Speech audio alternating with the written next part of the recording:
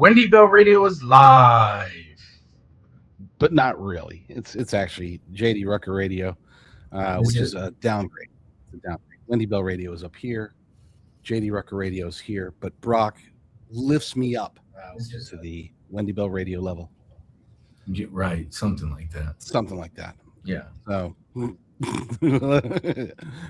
I'm so sorry, but I have to comment about this right up front. I'm going to get fired From who? because by you Oh, because I saw the numbers yesterday and I thought, oh my gosh, they're never going to have me back. no. Here's the thing, right? And I put this with advertisers too. You'll see a dip when the host isn't there, right? So, not just advertisers, listeners too. And now that we're in summertime still, all podcasts, all radio, TV, all their numbers go down in the summertime. That's why you see a lot of people take off in the summer or Christmas time because they know their numbers are going to drop regardless of who's in. I appreciate it, but I can't accept anything less than absolutely amazing. So Well, it's we tripled so down. too high. Brock and I were arguing for hours this morning via text about trying to No, get. we weren't. You didn't so respond to my amazing. text. Say again? No, we weren't. You didn't even respond to my text for like how long? Well, I'm not a good texter, but I did respond eventually. Did I not? Yeah. Okay. Well, You there we go. sent me into a panic because I couldn't put the show up till I had what you wanted to talk about. But you told me you say by 5 a.m. or 6 a.m. My time. Oh, well, see, you didn't specify that. Now we know. We got 3 more days. It's going to be a long week, but we got 3 more days to make it work out perfectly. By Saturday, it'll be Perfect, right? Yep. Speaking of Saturday, this weekend there are no shows. Oh no. No pet show Saturday. Dr. Mike is traveling, so and obviously no weekends with Wendy on Sunday. Okay, fine. I'll do a show. Not with me. But they'd have to subscribe by going to jdrucker.com/show and subscribing to my channel because Brock is not going to take his golf weekend off to come produce a show for me. So it'll have to be on mine. I don't have a golf weekend. When do you golf? On the weekends. When I do golf. It's not like I'm golfing every weekend. AI, I have to admit, AI made Anthony Fauci's hands too manly. I'm very disappointed in that. I'm looking at the thumbnail now. Blame Demanda. Demanda, those are working man's hands, and Fauci's not a working man. She was under tight deadlines with me. It's my fault. Everything's my fault. I love Right. it. Well, I got to blame somebody. Well, the science is settled. Well, I will say this. When you eventually respond, you give me what I need. Okay, yeah. It'll always be there. It'll always be there. And people can always keep track of what we're going to talk about on the show. I put my show notes public. Just go to jdrucker.com and scroll down beyond top stories, get down to the label, the header that is apropos. It's called show notes, and that'll have my show notes. This will include my show notes for this afternoon, the other show. We are going to try to make it perfect today, seamless. So the last segment of the Wendy Bell show should be, in theory, Lord willing. Oh, here we go. In theory. Well, I can't know for sure until we're there, but I think it's going to work. We still have one minor possible thing where he'll be lip syncing the whole segment, or what? Miming the whole segment. God bless you, John Buffalari. I will make sure that Brock knows and Wendy knows that's my fiver. That is my fiver. It was tagged to me. I want a coffee. Can $5 buy a coffee anymore? I don't think so. All right, you ready? Here we go. 5, 4, 3, 2, 1. Welcome to your daily dose of facts to fight off the liberal gaslighting. You can be in the middle of a hurricane. You have sanctuary in the city of Chicago. Or you can be on a calm day. North is still north. You could be in a thunderstorm. I am angry. We are not going back. Not ever. North is still north. People can yell at you. The hell with the Supreme Court. We will defy them. North is still north. It doesn't change fundamental things. And in this business, right is still right, even if you stand by yourself. We don't get fooled again. No. Live across the fruited plain and from sea to shining sea, we're converting the Marxist left 1 hour at a time on the Wendy Bell radio program. From JDRucker.com and the Discern Report, filling in for Wendy is JD Rucker.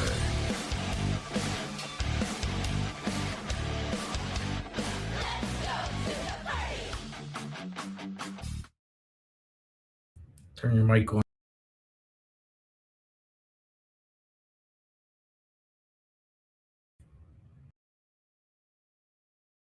I am not Wendy Bell. No, there we go. My mic is unmuted. It was for whatever reason muted, but now we're good to go. Hello and welcome to the Wendy Bell radio program. I am your guest host, cutting through all of the technical difficulties and going straight to the amazing parts of today's day out here in California, where I'm stuck for now. Lord willing, I'll be able to escape the clutches of Gavin Newsom, to avoid the clutches of Javier Becerra. But for right now, here we are, and this is this is great.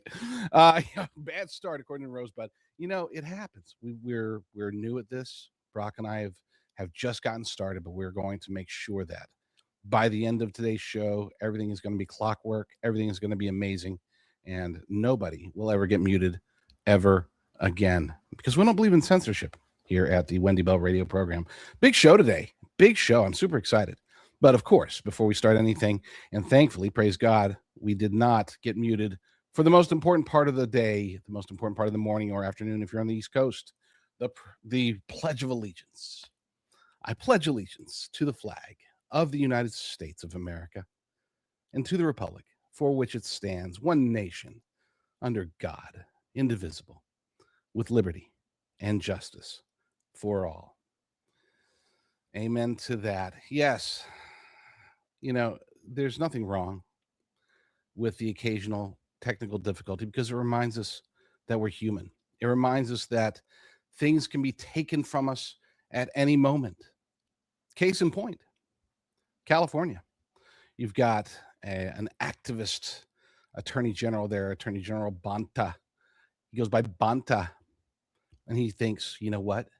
Those Ellison guys, that David Ellison guy, trying to buy Warner Brothers, trying to make a super conglomerate Hollywood thing. Well, he wants to stop it. And if he's not careful, if he doesn't come to the table pretty darn quickly, he's going to end up losing out. It'll be an FAFO moment, fooling around and finding out. According to the California Post, David Ellison plans to a Paramount exit if prosecutors refuse to negotiate by the deadline. He's given them until October 1st. That's the deadline. And guess what he's going to do? If they don't come to the table and stop this pettiness, stop this idiocy of trying to block their merger through a bitter antitrust case, if they don't come to the table and get things straight by October 1st, Ellison's still going to buy them, but then he's going to move them out of California. Could you imagine this gigantic studio that employs tens of thousands, maybe if all things told, maybe hundreds of thousands of California employees in Hollywood, across LA County, outside of LA County? Imagine if he were to just yank it and move it to Florida or Texas or even Georgia. Georgia's been trying, by the way, to become the new Hollywood for a long time. So we'll see how that goes. According to the article they have over at the New York Post California edition, Paramount's board has approved a plan to move the Hollywood studio out of California if the state's Attorney General Rob Bonta doesn't agree to settlement talks in his bitter antitrust case by October 1st. Paramount CEO David Ellison told his top lieutenants last week that his company would relocate to Tennessee. I didn't think of that one. That's a good one. Texas, Georgia, or another state if Bonta refuses to come to the table in his case opposing Paramount's $110 billion acquisition of Warner Brothers Discovery. The mogul discussed the ultimatum during an hour-long lunch meeting last Wednesday with Paramount's 12-member executive leadership team on the company's storied Hollywood lot, according to Puck, which I never read. It's funny because I used to, those who maybe don't know the story, one of the reasons that I'm out here in California was because I wanted to be in Hollywood. And knowing what I know, seeing this sort of disgusting behavior from not just the politicians, but also Hollywood itself, because they've been opposed. They're like, oh, we've got to do something. We can't let those MAGA conservatives take over Warner Brothers. We had Netflix. Netflix is so woke. Netflix wanted to buy them. Why didn't they take that inferior offer? And of course, the reason is because it was an inferior offer. Netflix was in the driver's seat. They were the ones. They had the better offer, not necessarily the better offer, but their offer was good enough that Warner Brothers was willing to take a little bit less than they would have with Paramount. But Paramount just kept going up and up and up and up and up. And then next thing you know, they're in the driver's seat and everybody's hopefully going to be happy. Now, I even as a California resident, I would love to see Bonta push it and then enter the find out stage. There are obviously a ton of corrupt politicians out here. We've got in LA, just the two candidates, Nithya Raman and Karen Bass, are just absolute disasters. Everybody knows about Gavin Newsom and his alleged potential, almost certain, unfortunately, replacement in Javier Becerra. But Rob Bonta he falls into the category of true dirtbag. I mean, he's just a bad person, and not for, I'm with like Javier Becerra. I accuse him of being possibly demonically possessed. That's how bad he is, working directly for Satan. So I guess that's pretty bad. But Bonta, I think he just enjoys being a nasty, nasty person. So I, for one, would love to see this happen. I know that's wrong. I know I should be like, oh no, we want everything to be hunky dory in my home state, and I do. I'm not like a masochist, but my gosh, my goodness, wouldn't it be funny if Hollywood got uprooted and if others started doing the same? They were making the case in Texas. I don't know if you guys recall seeing that a few months back. You had, of course, Matthew McConaughey. You had, who do you have? He had like Billy Bob Thornton with him and some other, a couple other actors. Did he have Woody Harrelson? I think Woody Harrelson might have been involved. And they were basically trying to get Texas to make a play to bring Hollywood to Texas. Get the legislators to make some sort of offer so that studios would start moving to Texas, where they say it's just much better, much easier to be able to make movies, more freedom, less having to bow down to woke California. And I supported it. I mean, even out here, knowing that it would impact the economy, well, we deserve it. We really do.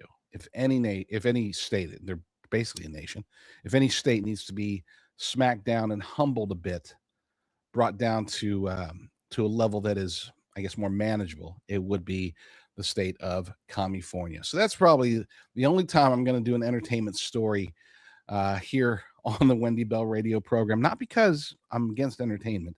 I am, but that's not why I wouldn't do it, but because it just bores me.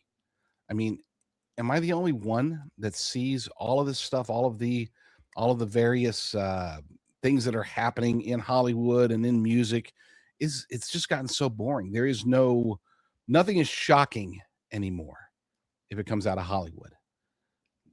The most shocking thing that can ever come out of Hollywood or music is something wholesome. When you hear a wholesome story, it's like, oh my gosh, that's crazy.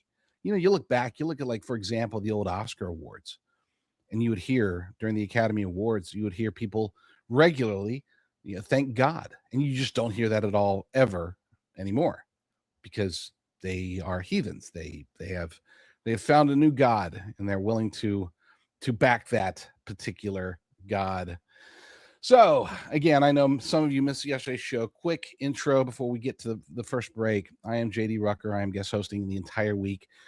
Rumor is that Wendy is out. She's currently sawing down as many flock cameras as possible across the nation. Her intention is to eliminate the surveillance state in its infancy before it really becomes a thing. And then, I'll have to talk to her about Ring cameras. We might have to team up and go door to door, literally trying to get those fixed up. But in the meantime, taking down the flock cameras, that is the mission.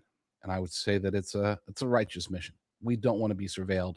And you won't find very many issues that are so universal that, talk about bipartisan.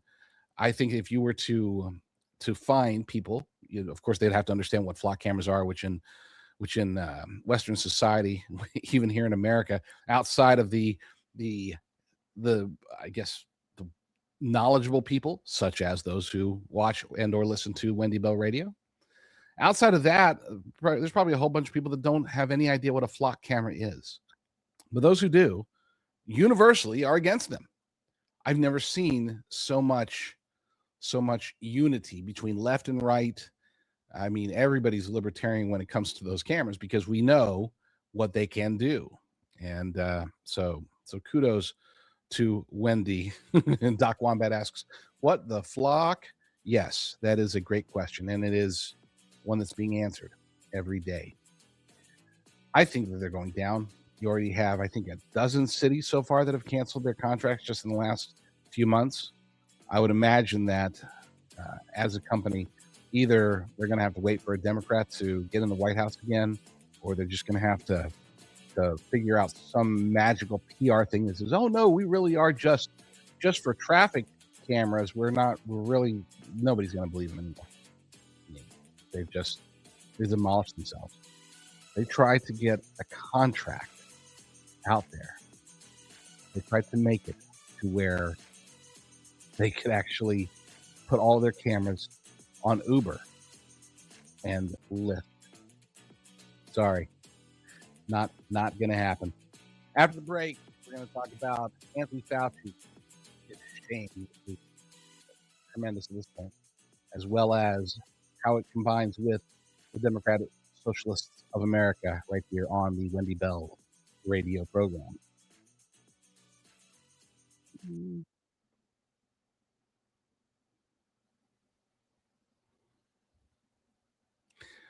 And just in case the break didn't come through, I'm going to keep going because I don't see my producer, and you never know. You just never know. What do you mean?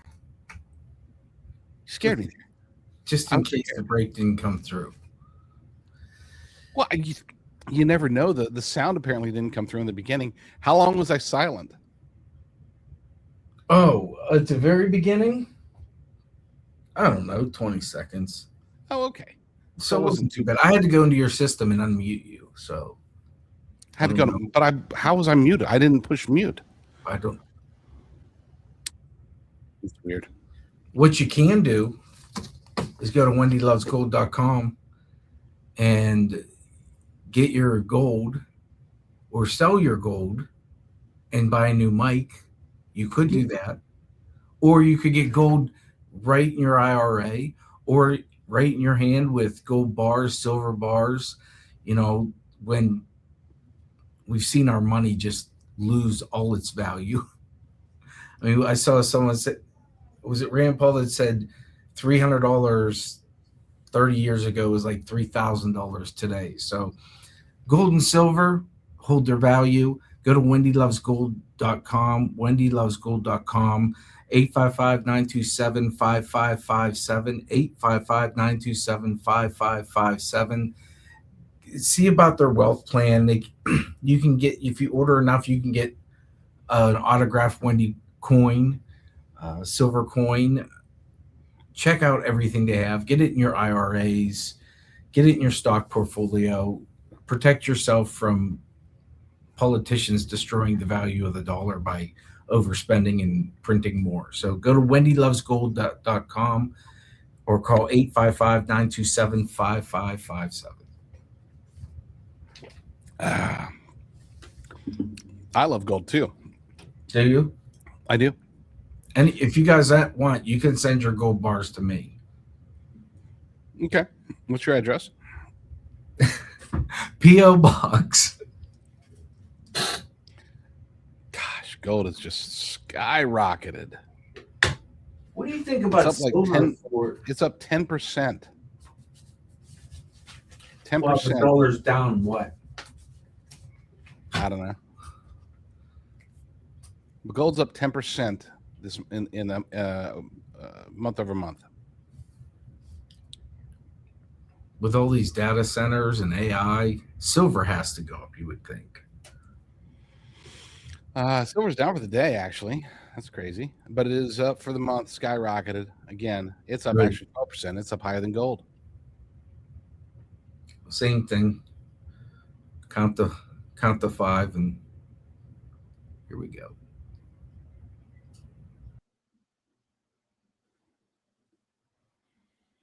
And we are back. You know what's amazing is being able to come on the air with you all today. That is amazing. And I, for those who don't know, I am a man of faith, and I consider myself to be one of the most blessed people in the world because I have the opportunities such as this to speak to you. One of the things that got me started in this business in the first place was actually COVID-19. I know that sounds crazy, but the whole COVID thing impacted me, impacted my life. And I thought, you know what? Got to look into this. I got to dive in. And I was amongst the first people way back in 2019 to first start ringing the alarm bell about, hey, something weird is happening in China. Something strange is going on. And, but it turned out, and I corrected myself pretty quickly. It's like, wait a second, this might not be what it appears to be. Something is funky, and don't trust anybody who tells you it's bat soup. Of course, one of the people that said that it was bat soup happened to be Anthony Fauci, and his idiocy has and continues to be something epic. Yesterday, we learned something even worse, something much harder than to swallow than just, oh, he's a narcissist. You know, it was bad enough hearing that this guy, you know, thinks, oh my gosh, it was another Fauci 5.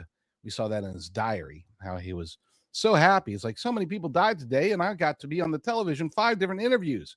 This is the third Fauci 5 that I've done so far. This is amazing. Narcissist. And yes, I would say a psychopath. But what we learned, thanks to Senators Ron Johnson and Rand Paul, what we learned about his texts, wow. And we've only gotten one. I mean, I'm a little bit concerned about what this means for the future, because after one text, it's already pretty darn bad. We've got a story over at jdrucker.com. Fauci's shame is the DSA playbook. Is the DSA's playbook. You want to see what the DSA is doing and why they're doing it? Has nothing to do with medical. I want to make sure that we understand. I'm not suggesting that there's that the DSA is responsible for the vaccines, or that the DSA is responsible for the pandemic or the next pandemic or anything like that. Now, they might be responsible for monkeypox, but that's a different story. No, I'm talking about the overarching, the foundational, really, concept of authoritarianism that we saw with Anthony Fauci and that we're seeing with the rise of the DSA.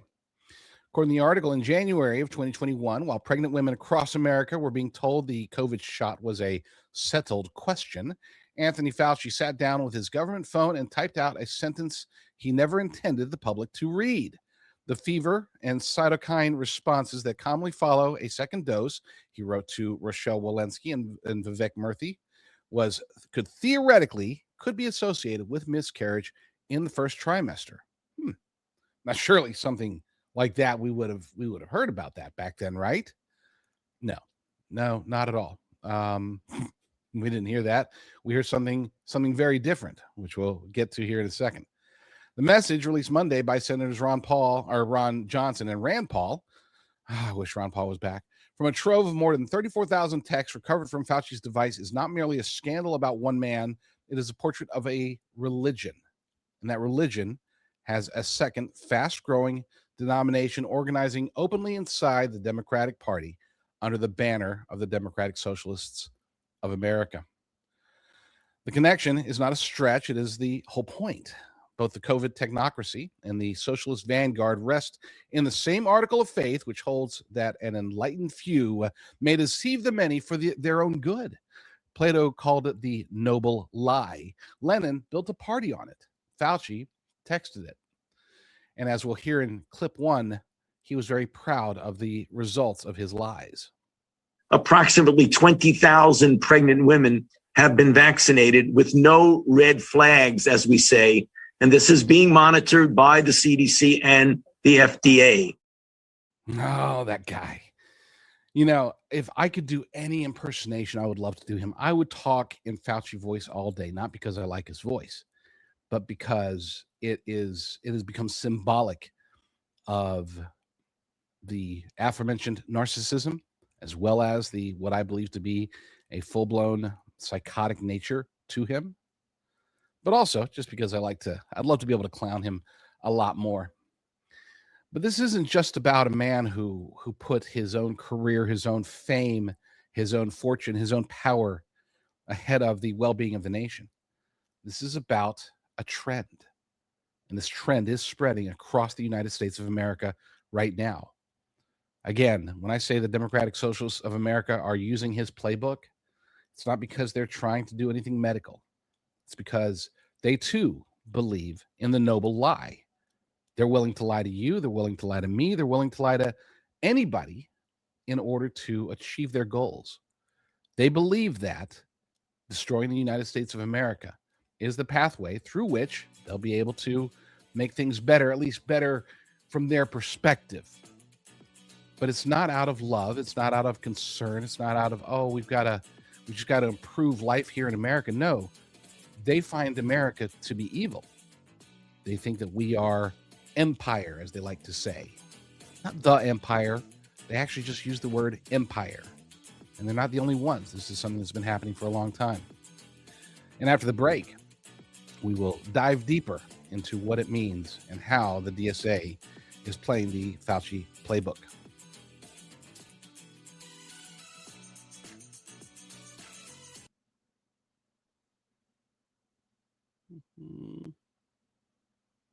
Did I get it this time, Brock?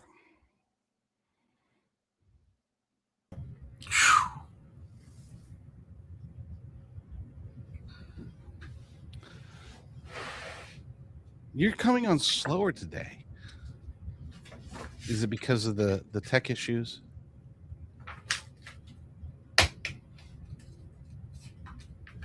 He's not paying attention to me. What's that? You're coming on slower than you were yesterday. Yesterday you were Johnny on the spot. Well, I came have in to like 4 seconds. I gave you 4 extra seconds to switch over. No, you gave me 2. 4-ish. Okay. Closer than Council. I'll give you 10 next time. How's that? That I would love it. I'll give you 10 full seconds. So JD needs to start taking this to avoid all his napping. Right? Bloodflow7.com. It's Juvenon. Bloodflow7.com. I thought you were out of that. No. So the difference between us and a lot of people is, a lot of you will say, you get that, you guys get that stuff for free because no, we subscribe to this, right? Like, did we get it at first for free? Yeah, but now we're on a subscription where they send it to us. Bloodflow7.com is amazing. I said yesterday, Wendy talks about how it changed her life. I'd say it changed mine too. I started taking it And like you guys, I'm skeptical about everything, but it helped me stop napping, which means I slept better at night. I sleep better at night because I'm getting more oxygen to my blood. Simple as that. Helps Wendy pick up sticks, helps Wendy workouts, helps her keep up. When she started, it was 4 kids in the house. So helps her keep up with everything from making dinner to picking up sticks. It helps me not nap. It helps me have more energy throughout the entire day instead of crashing. So bloodflow7.com. I think the promo code's Wendy30 off your first order. Check it out. I think it'll make a difference. It has for me. It takes some people 3 days, some people 5 days, some people 10 days. It took me about 3 where I felt the difference, where I noticed I wasn't napping. The things that you can't just say, oh, I'm not doing this. No, I wasn't napping, to the surprise of my wife, too. So, bloodflow7.com by Juvenile. Bloodflow7.com. They said that we're worse than you and Wendy. See, before the show, every day. Wait, who's worse than me? What? They said that I assume they're talking about our interactions, and before the show I get to talk to Brock and I get to learn all these new things about him. I mean, he's just an open book, and it's amazing because it's like you want to think, okay, so people, they go about their days and they have whatever, like go watch TV or something. Brock is just always doing something cool. We talk about the dogs, of course, but we talk about other things, and every morning it's like, oh, cool. And I was lamenting with him, we were talking. I never do anything cool. I go home and I start working again. Yeah, exactly. So we were talking about the technology stuff, and he's like, why do you use OBS? And it was just a reminder of, it's because I don't have a producer. I don't have a Brock. And I started crying. That's what everybody does. They cry because they don't have a Brock. Anybody who doesn't have a Brock should cry.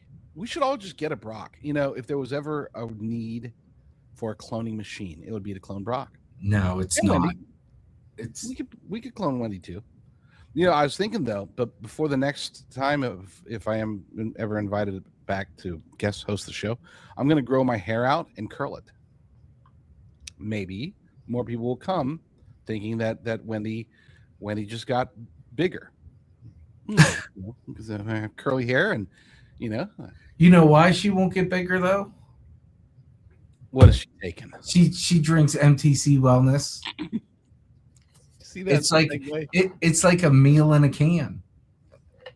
She's finally finished the watermelon lemonade. It supports production of ketones for more energy, supports brain health. It's like a meal in a can. She drinks it every day, which means she doesn't eat during the show. You see her drink it during the show. It's really tasty. The blueberry's really good.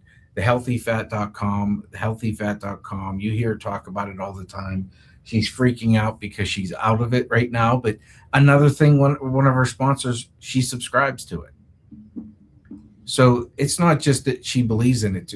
She puts her money behind it because she subscribes to it. So go to thehealthyfat.com, watch the video, find out all about nutrition, and get the blueberry. The blueberry is just really good, I'm not a big blueberry guy, but it's good. All right, here we go. Notice how he said that she puts her money behind it. Company money. Who puts his supply out? All right, here we go.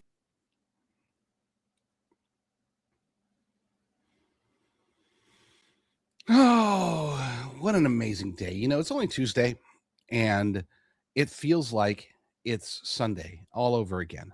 That's what's so good about being here in the United States of America. It is election day, by the way, in I think 10 states. And we will be, later on in the show, we will be talking about where my eyes are, at the very least, which are 2 particular races that I think are going to be, well, one is already pretty much decided, and it's idiotic that it's decided in the way that it's going. The other one is completely up in the air, And I'm super excited because it involves my good friend, Mr. Michael Lindell. But first, let's talk about Fauci. You know, I could talk about Fauci all day because the guy's just a horrible, horrible person. But now we know even more, and now it's even more damning. The facts are damning enough without embellishment. The texts do not show that Fauci is concealing proof that the vaccines killed unborn babies, even though, statistically speaking, outside of the texts, we have seen challenges. I'm not going to make any legalistic accusations here, but I wouldn't be completely shocked. What his texts do show is something that should trouble us nearly as much as if he'd come out and said, yeah, it's killing babies, but hey, I got to do another Fauci 5 this weekend, so let's rack up those numbers. What the text actually shows a man swimming in uncertainty who decided the public had no right to see the water. He knew something could potentially be up. But again, the noble lie and the narcissism drove him to keep it all hidden. Nick Sortor over at he's everywhere. He's an independent journalist, good friend, and he's Johnny on the spot with the news sometimes. If you're not following him on X, you definitely should. But he posted something that I thought, well, we all need to hear. So let's play clip 2. But if I were to pick out one thing that we as a nation are not doing optimally, it's the extraordinary situation where you have a highly effective vaccine that is very safe, and you have 50 million people in the country who refuse to get vaccinated, many of which are motivated purely by differences in political ideology, which is really unacceptable when you're in the middle of a deadly outbreak. If there ever was a time when you wanted the nation to focus on fighting the common enemy, and the common enemy is the virus, not ourselves, it is really extraordinary that we are having interference with public health principles for reasons that have nothing to do with public health. Interference with public health principles. That's what he said. And keep in mind, that was December of 2021, which means that the vaccines had been already announced and out there, out in the wild for quite a while. This wasn't like, oh, it's those early MAGA people that are against it. No, people really started asking questions at this point. So, had he said that, say, 8 or 9 months earlier, okay, maybe he's got a point. But no, he was saying this at the height of the whole vaccine scare, the whole vaccine psyop, which is what I think it is. I've always thought that it was a psyop. I've always said that, I would not get it, and I did not get it. Nobody in my family got it. And here's the crazy part. Not only did we not get the vaccines at all here in my family, but none of us got COVID either, as far as we could tell. Now, we never tested either. So I guess it's possible that, something we thought was some minor cold or the flu. Maybe there was a couple of instances where it's like, should we go get the test? And it's like, nah, I mean, just treat it. We're fine. We're not going to go to the hospital for this. We were, I'm the oldest member of the family, and I'm maybe not as spry and healthy as I used to be, but I'm not elderly at this point, not yet. So I had no reason to go to the hospital when I got some sniffles, when I felt a little under the weather. And throughout this time, ever since COVID became a thing, nobody in the family has gotten seriously ill. I did have one of my daughters. Again, we can't know for sure because we just treated it like we would treat any illness, and everybody came out just fine, but then none of us got jabbed. But he was saying all these things back in December of 2021, which means that he was already injecting his politics into it, and he had been injecting his politics into it the whole time. A few years ago, I had the pleasure of interviewing Dr. Peter Navarro, who was part of the task force. He was there in the room for a long time before he eventually got removed. He was there when Fauci was giving his briefs to Pence and all those guys. And he had the feeling that there was something amiss. He was greatly concerned, not because He doubted the knowledge, but he doubted the way that everything was being presented to us. He doubted Fauci's sincerity. And that's on, from a government perspective. We should also doubt the same. Going back to these texts, in the private channel, the nation's most trusted health official acknowledged a theoretical first trimester miscarriage risk tied to post-vaccination fever. In the same conversations, the officials discussed missing pregnancy data, the exclusion of pregnant women from the clinical trials, and a World Health Organization statement advising against the Moderna shot for expectant mothers, precisely because the data did not exist. When you have the World Health Organization being more careful, more judicious about how to treat something, then you know you're on the wrong side of it. And Anthony Fauci knew it, but again, he didn't heed any of the warnings. He brushed the WHO and everything else aside. He had a verdict, and he delivered it to his colleagues in the same breath as his doubts. After telling them that he felt that there was potential risk, potential concern, he then said what I consider to be the most damning part. He said it's really one of those things that's kind of not a close call. It really is pretty clear that pregnant women should get vaccinated. This is after saying that he thought that it could possibly produce miscarriages. Now, your standard non-narcissist, your standard non-psychopath would think, okay, there's a potential here. Makes medical sense. World Health Organization is already against it. Let's get some testing done. Let's tell women, hold off for just a little bit. Okay, let's just tell them before we put them and their unborn children at risk, let's get a little bit more data. Don't you think that would be a good thing? But no, he called it not a close call, a theoretical miscarriage risk, no trial data, and a WHO caution on the table, and the man saw no close call? Really? Doctor? Which that even in and of itself is questionable. He even anticipated the cover story, noting to his colleagues that, quote, there's always a risk of a spontaneous miscarriage, a background rate into which any signal could be conveniently disappeared. If you guys remember, I'm sure you do, a lot of strange numbers came out during the COVID time. You remember flu was basically cured? It's like, imagine that. It's all of a sudden, no flu at all.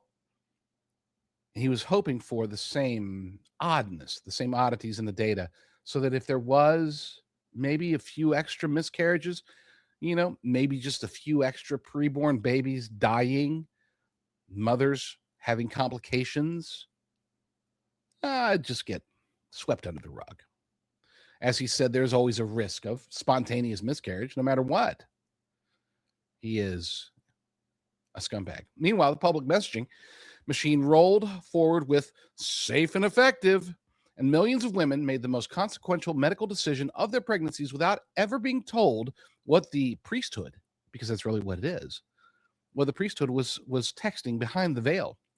Senator Johnson asked how many women were denied the basic dignity of informed consent. One attorney general asked how many women lost babies while being assured there was nothing to weigh. We may never get a full accounting. That was rather the point of the arrangements. I could sit here and just rip on Fauci all day, but I'm a guy that has never liked him. I'm also not a medical professional. But you know who is a medical professional? Jay Bhattacharya. And I think I nailed his name. I think I got it right this time. I'm not going to try it again. But the current NIH director had some thoughts about the good Dr. Fauci's cover-up. The new text release from Dr. Fauci's phone seems to be a different message privately than what he was telling publicly about the vaccine and pregnant women. I mean, I'm really glad that his words now can be heard by the American people. And I share your concern. I think that when you have a new product like the COVID vaccine was back then, you should be careful with pregnant women. And it's shocking to me that that he was sharing private thoughts, and that when he was out on public, and he was out in public a lot, he didn't share those private thoughts with the American public. I mean, to me, the big problem now is really how do you restore trust in public health? How do you restore trust in science? And that's what I've been working toward at the NIH, to really shift toward a transparent regime where there's scientific debate, scientific discussion, no debates off limits, and I fully expect there to be people that disagree with me. And when I learn that I'm wrong, I'm going to tell the American public that I'm wrong. We have to turn the page from that. And you have the job that he once had. That puts pregnant women in a really bad position. You're withholding information from them, giving them a recommendation that could potentially harm their baby. I don't know the process when you're the director of something like the NIH, but if you have reservations, shouldn't the public know those reservations? I mean, especially for something like the COVID shots, which were brand new back then. I mean, and Tony Fauci was a major figure in trying to get those COVID shots off, past the finish line. He owed the American public some transparency regarding his honest thoughts.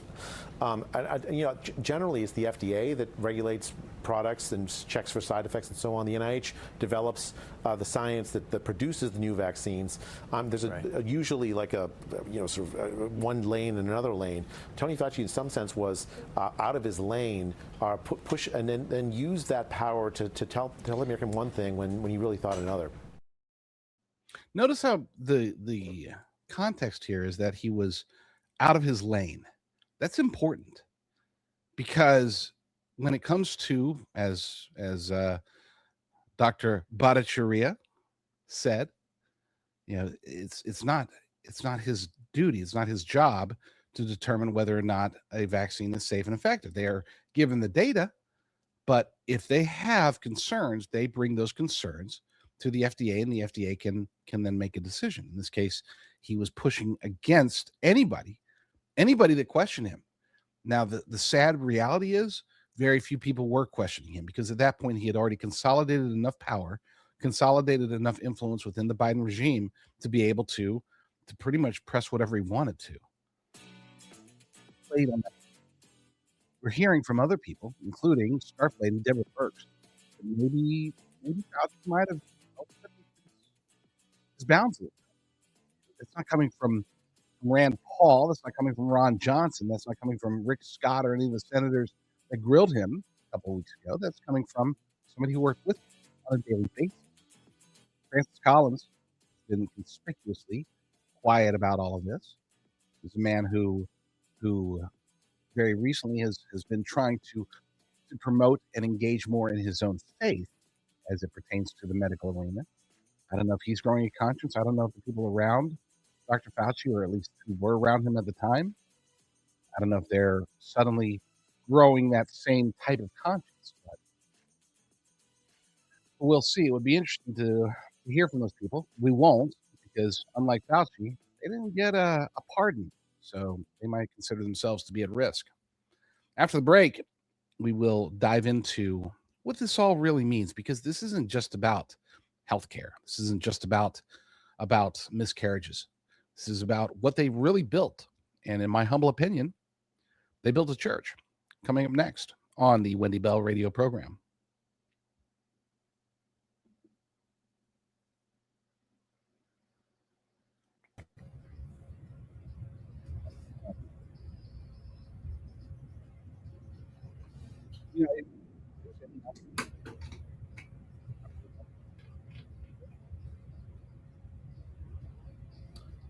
So you can't hear the bumper music?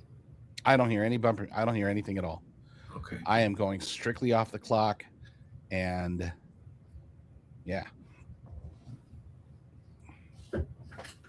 What I'll do is I'll get me an earpiece. We'll try that next time. That's why you won't hear it. Well, I can hear you now. Right, but through the speaker, I have to play. I play it soft, and that's why you're not hearing it. So it's not the. Well, then I will. While you do your thing. How long do we have? 3 minutes. I'm going to see if I can get them delivered today.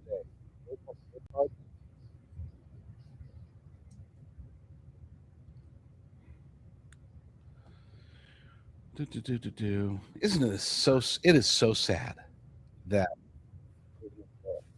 where It's like, I need earbuds. Let me see if I can have them dropped off to me here in a few hours from some retailer.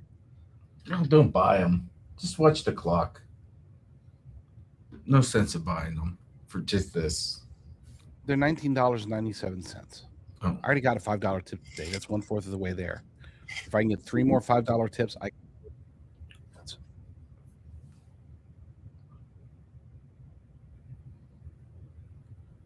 What you could do, but it doesn't rain much in California, and we had torrential downpours here again. This year yet. What's that? I don't recall it raining this year. Really? I just missed it. So you never have to worry about a leaky roof, which is good for you. Never. Here, we do. And if you do have a leaky roof where you need siding and gutters and downspouts and soffit, fascia, 1-800-NEW-ROOF, IrelandContracting.com. If you're here in southwestern Pennsylvania, these are the people to go to. They know their stuff. They're quick. Wendy has a huge roof, and they did it in no time. I was surprised how little time it took. And on top of that, they cleaned up, which if you know Wendy, and you all do, she's anal retentive about her yard and cleaning her yard full of sticks, and cleaned it all up, buttoned it up, soffit, fascia, gutters, downspouts, windows, doors. They do it all.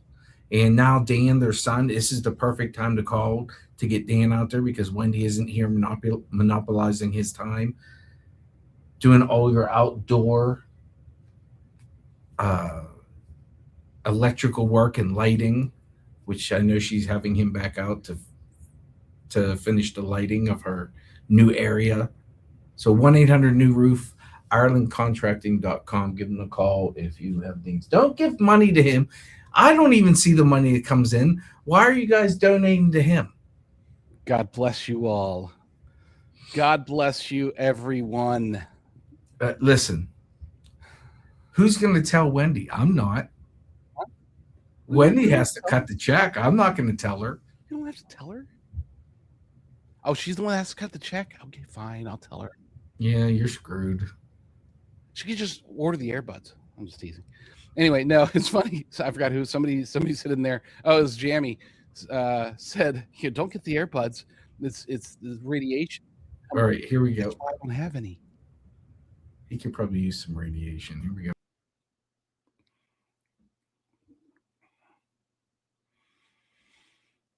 Anthony Fauci has created basically his own church.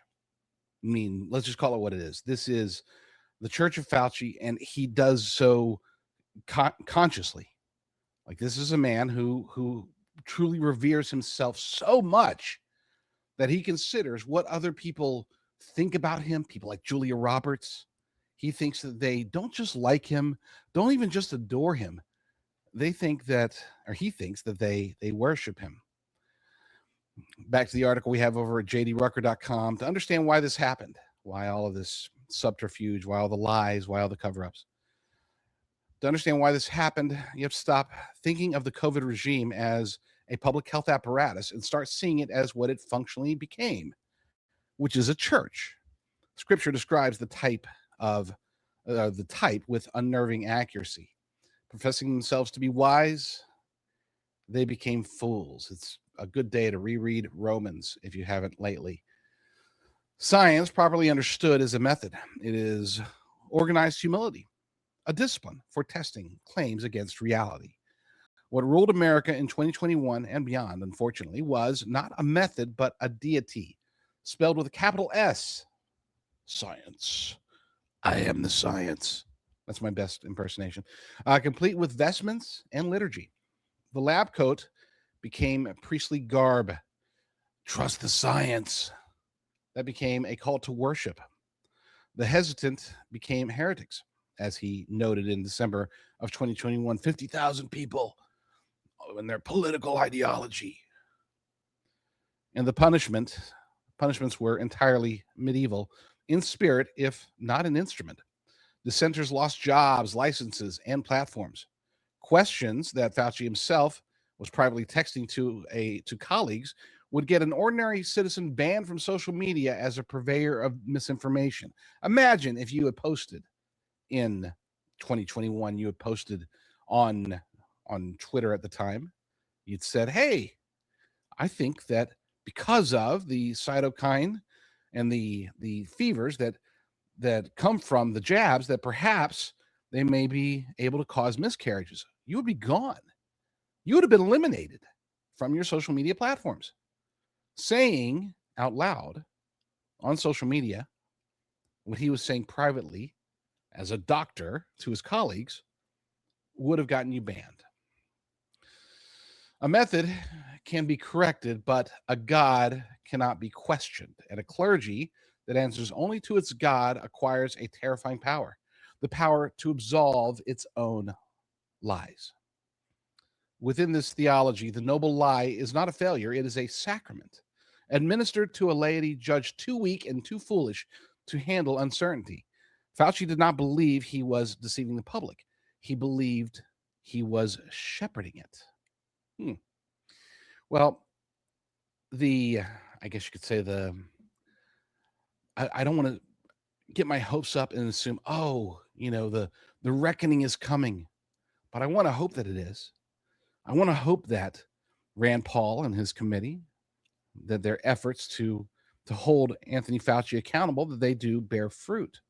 It won't be much. I mean, even if they get him for essentially what Dr. Peter Navarro and Steve Bannon were hit with, they got 4 months.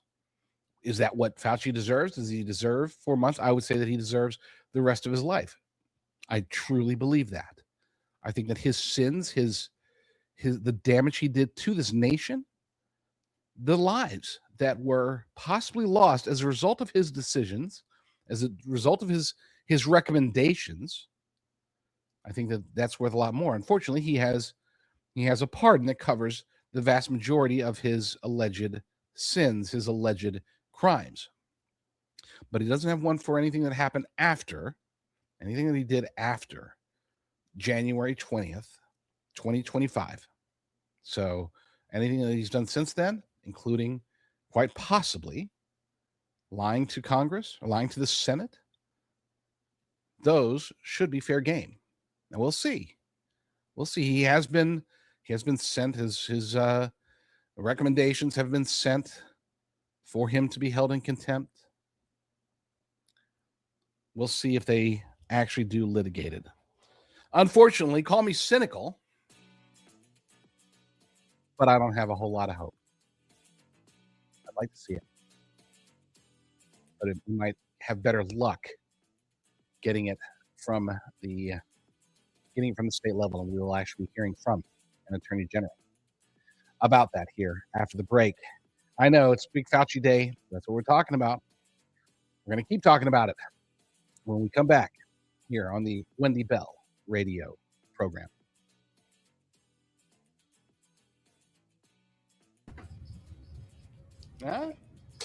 Better? A little bit. Yes. I gave you over 10 seconds. That's amazing. You know how many words I can say in 10 seconds? Let's not find out. Like 4. I cut myself 4 words short for you. Because I love you. I tell you what, I was sweating and I'm like, he's not going to that clip right now, was he? Please no, don't go to that clip. No, I was teasing with the clip. Am I allowed to text you during the show? No guarantee that I'll see it, but you can definitely try. When I'm not doing the show, I'm one of those weird guys. I check my text messages about once or twice a week. I'm a phone guy. People want to talk to me, they can call me. You know, I've always considered text message to be more along the lines of, hey, why don't you text me the address? Why don't you text me your email? Why don't you text me the grocery list? Yeah. Which even really when you're filling in, knowing full well I'm going to text you stories and no, but well, I mean, my phone is like, I don't get notifications for texts. That's one of the reasons why, like, I don't need people text me unless I'm looking for a text. I won't get it. Like, I won't see it. I'd have to go in and figure out how to undo the notifications. I think I think my life revolves around texting. I'd rather text you than talk to you. Well, most people would. Right. You know, though, if you're not going to text, you call, right? You call Health Revolution. Get your medical coverage down. We know the Obamacare sucks. It's expensive, and you're paying for things you don't even need. And that's why Health Revolution exists. Don't pay for stuff you don't need. Go to info.healthrevolution.net, info.healthrevolution.net, and find out if they can lower your bill. If they can get you to a rate of, boy, this is affordable and it's only what I need. If you're under the age of 65, reasonably healthy, you could save 30 to 60% on your monthly premiums. These plans are not income-based, so there's no surprise tax bill either. Call 1-800-868-6187, 800-868-6187. Stop overpaying for stuff that you don't need. You know, Wendy talks about how Michael went through it, and he's 26 years old. He's healthy. He's not married. He doesn't need maternity coverage. So go to info.healthrevolution.net, 800-868-6187. See if they can lower your insurance costs. Lower something. Yeah. Probably lower your blood pressure, because every month I get my bill, I want to scream.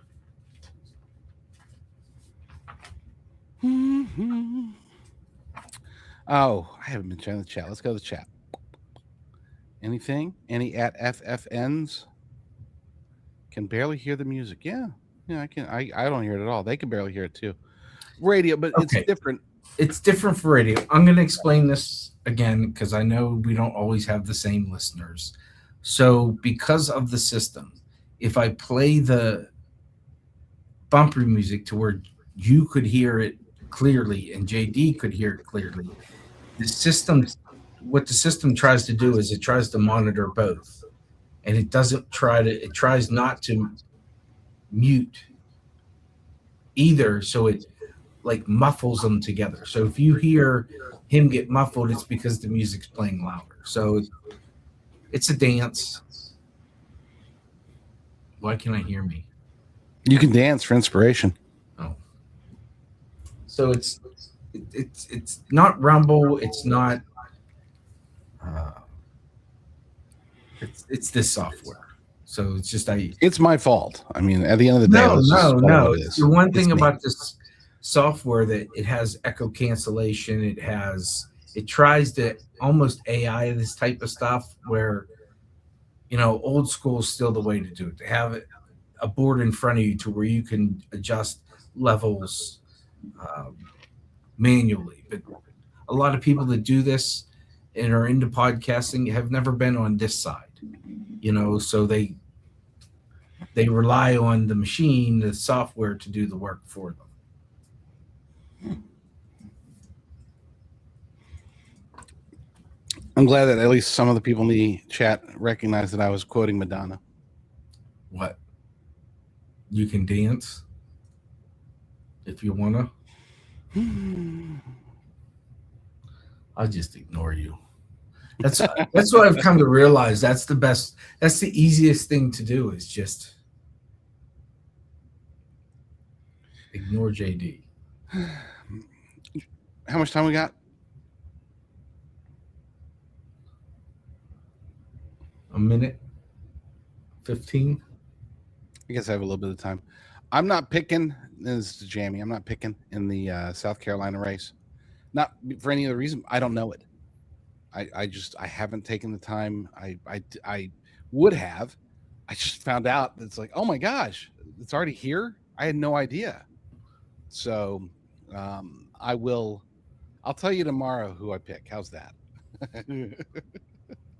I don't know why your volume in your car is lower. and the music is louder, I go by my meters, right? I have meters. And you have to remember, we're taking clips from other places, and they're not always like Fox. Fox is always low.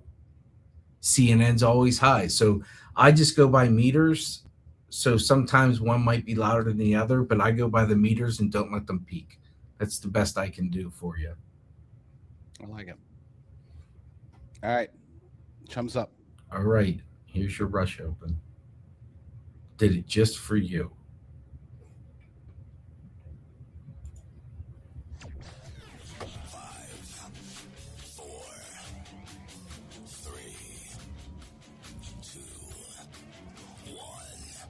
Wendy Bell, America's anchor mom, fighting for America 1 hour at a time. Welcome to the family. If you don't use your newfound power, it simply evaporates. It degrades. What's the point? It doesn't grow because nobody becomes afraid of you because you're not using your power. The Democrats invested in Obamacare to the expense of losing the presidency in the House and the Senate. Their return on this is the creation of the belief in the minds of the public that only the government can run things in exchange for this huge leap forward in their agenda. The Republicans simply don't do anything like this. The Republicans, whether they win or lose, are not trying to advance it. That's why Trump was the nominee, and that's why Trump is elected president. The Republican Party used to be the opposition to the Democrats, and it used to be the small government, small taxes, individual liberty party. That's what it was known for. Even before you began talking about conservatism, that's what the party was known for. It's been a long time. 3 hours of gold, truth, and excellence. You've just signed up for the WBR Army. Strap in. This is the Wendy Bell radio program. From JDRucker.com and the Discern Report, filling in for Wendy is J.D. Rucker. So good to be here. Let me just tell you up front, as we start this hour number 2, that this is still just a tremendous blessing. It is amazing to be able to talk to you all about anything, let alone being able to talk to you all about things that are so important, such as what's happening with Anthony Fauci, such as what Anthony Fauci did in the past, and perhaps more relevant to all of us today, how the DSA, the Democratic Socialists of America, are doing bad things to us, utilizing the same basic playbook that Anthony Fauci used during the COVID pandemic. But there are people that are going after him. There are people that are questioning him. There are people that are wanting more than just answers. They want him to, well, they want him to be taken down. I'm one of them. I want him to go to jail so badly. I can taste it. I can smell it. It's something where, and I've said this before, you can check back on my show and you can hear that I've said this multiple times. I don't think that Anthony Fauci is necessarily as bad as, like, for example, the Clintons or maybe Jim Comey or Clapper or any of those guys, Susan Rice. But of all the bad people out there in government over the last couple of decades, of all of them, the one that I would love to see behind bars the most is Anthony Fauci. I don't think he'd do well. And I don't want to wish ill on anybody. But if I were going to wish ill on somebody, it would be Anthony Fauci. Florida's Attorney General had some harsh words about the good doctor, and he didn't hold back. Yeah, this is more explicit evidence of deception and his defrauding of the American people, especially these pregnant women, these moms. I want to thank Senator Johnson for continuing to be a bulldog in the search for truth and accountability. This is just one back and forth text message thread from the thousands and thousands that we're going to be going through here.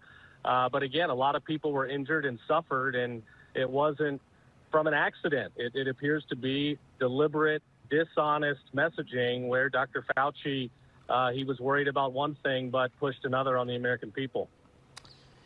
I mean, the American people are hearing this now, and they're seeing these texts, and they're wondering, how much more of this misguidance, if it is, could be out there as Congress continues to dig through these texts? Yeah, I think we all have a lot more questions. We are certainly going to dig in here in Florida. We're excited to work with the Senate and the Department of Justice. We've issued subpoenas. We'll be following up with more subpoenas as we gather additional evidence from, the cell phone and other potential devices. But at the end of the day, we need to know how widespread the deception went. All the while, we know he was pushing for fame and fortune, book deals, awards, making millions of dollars on the side while people are suffering. So there's clearly a deception here that people suffered from. We'll keep seeking accountability. Somebody noted in the chat, we shouldn't call him doctor. I wholeheartedly agree.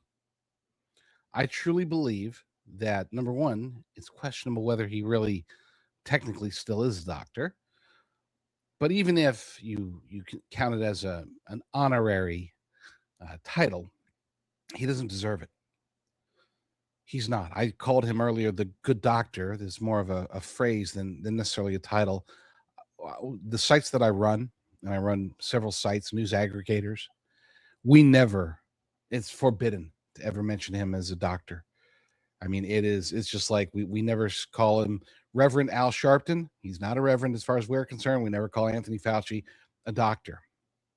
He's a cult leader in that regard. And that's pretty much the best thing he's got going for him nowadays when you have people out there trying to bring him to justice.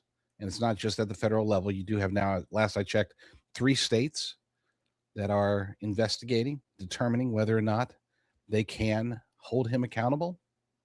Now, all of a sudden, it's like, wow, is there potential? Look, I don't want to get my hopes up. I don't want to be that guy. I've fallen for it too many times. I thought, oh, there's going to be arrested this person. There's so much evidence against that person. It seems as if the people in power, even after they've been in power, the chances of them ever seeing any form of justice are minimal. But then again, as a Bible-believing Christian, I'm okay with allowing justice to come from a more appropriate judge, we'll say. But let's switch gears here. It isn't just about Anthony Fauci. Like I said, it's hot. It's a hot topic because of the text messages being released, but a more pressing topic is how this really is about the Democratic Socialists of America.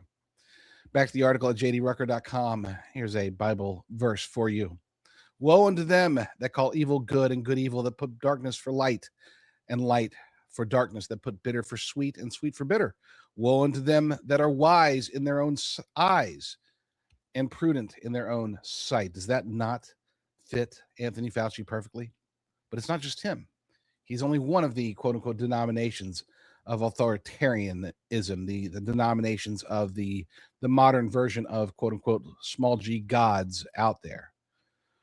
Wise in their own eyes. There is no better 5-word description of the mentality that texted about miscarriage risks while announcing there was no close call. And there's no better description of the movement now capturing city halls, school boards, and congressional seats under the DSA banner. I said yesterday, I'll say it again. There's nothing democratic about the DSA. They're not really socialists. They're full-blown communists, Marxists, and they're not really working for America. So the DSA is not an appropriate. Calling them Democratic Socialists of America doesn't fit. It's just a smokescreen, as is so many things about them. And we're here watching multiple candidates winning. There's going to be another one winning today. We'll get to her a little bit later, but I want to stick with this theme for now. These are not two separate stories. Anthony Fauci, DSA, falls under the same basic category. These are two denominations of the same faith. And the faith is ideological supremacy. They put their own worldview above everybody else. They think that they're right. And because of that self-perception, they're able to justify any actions, even if it does harm to other people, almost especially when it does harm to other people. They're giddy about it. They love seeing their power affect others, even in a detrimental way. to call them power hungry is an understatement. They're addicted to it. It drives them. And yes, we're seeing it more and more with every interaction that the Democratic Socialists of America have, because very similar to Anthony Fauci, they've been around for a long time and they weren't in the spotlight until now. Imagine how Fauci felt. He's been trying to get in the spotlight. He was trying to get in the spotlight with AIDS. He was trying to get in the spotlight every time he could. He craved it. He loved it. That was what he lived for. And the DSA is the same way. People think maybe the DSA is brand new. It's been around for like 4 decades.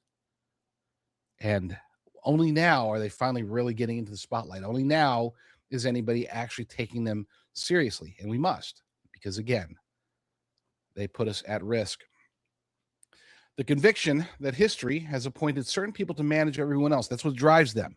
They feel that they are our managers. They feel that they must tell us how to live. They must be the ones that determine, hey, we're going to take everything from you, but it's okay because we'll appropriately redistribute it to whoever needs it the most, or at least whoever we claim needs it the most.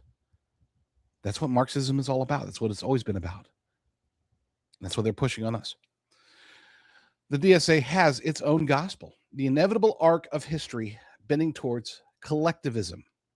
It has its own clergy, the cadre, trained in ideology, the way seminarians are trained in doctrine. It has its heresies and its excommunications, as anyone who has watched its internal purges can attest. And critically, it has its own noble lie. The public, you and me, we're offered fairness, we're offered housing justice and Medicare for all, warm words that are focus grouped for a laity that would recoil from the actual mechanisms. The catechism itself, the abolition of private enterprise and the capture of institutions through patient electoral entryism is reserved for the members' meetings, exactly as the real vaccine data was reserved for the group chat.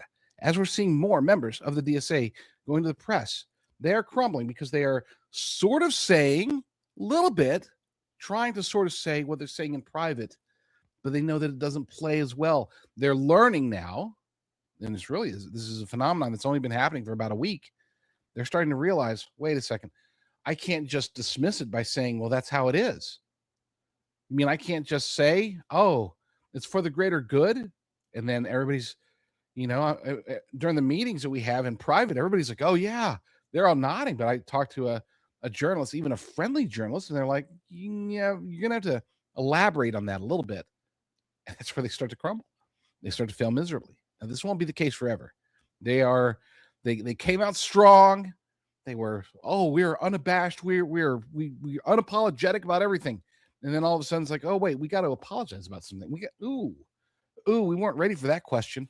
I didn't think they were going to press me on that. That was a leftist publication. Why would they be asking me actual questions? Not even hard questions, just real questions. So they are going to regroup. They are going to get better at this. But at least for now, to some extent, small extent, they're being exposed. Back to the article. I've documented this bait and switch, by the way. This architecture at length in my ongoing series about the Democratic Socialists of America. You can always keep track of it by subscribing for free at jdrucker.com or .substack.com. jdrucker.substack.com. The pattern never changes. The outer party gets the slogan, the inner party gets the plan. And the slogans actually do work. This is why I try to tell people, please do not ever underestimate them, because they really are just that bad. After the break, we will keep going on this, and we'll take it. We're going to finish it, I promise, here on the Wendy Bell radio program.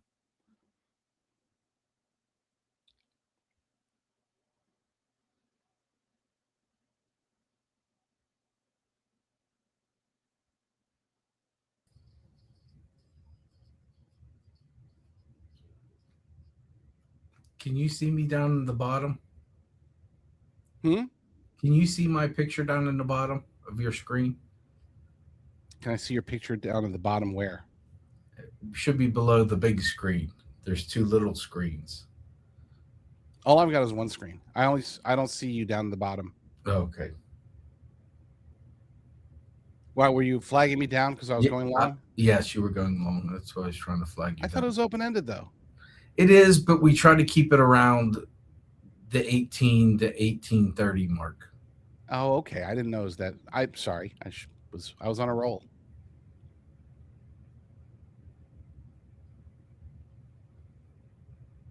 So that's the problem with being on my side. I don't know what you see.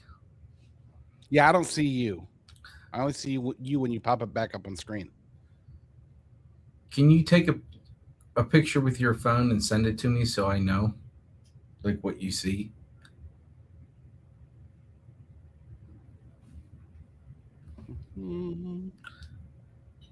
While he's doing that, we can clean up the show possibly by using Sniper. Go to disinfectwithsniper.com, 20% off all month for kids going back to school, because when kids go back to school, everybody gets sick because schools are petri dishes. Go to disinfectwithsniper.com. There's a bunch of stuff on there. There's Knockout it's a disinfectant, but it's also it works on grease. It works on everything. I use it in my car. I use it on my floor mats.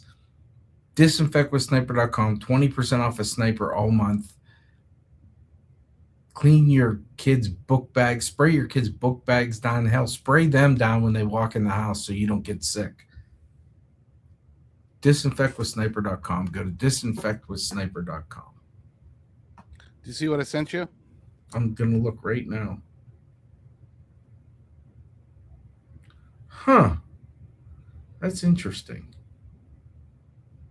Were you expecting to see yourself down there? Yeah, I was. Nope, I promise. If you were on my screen, I would see you.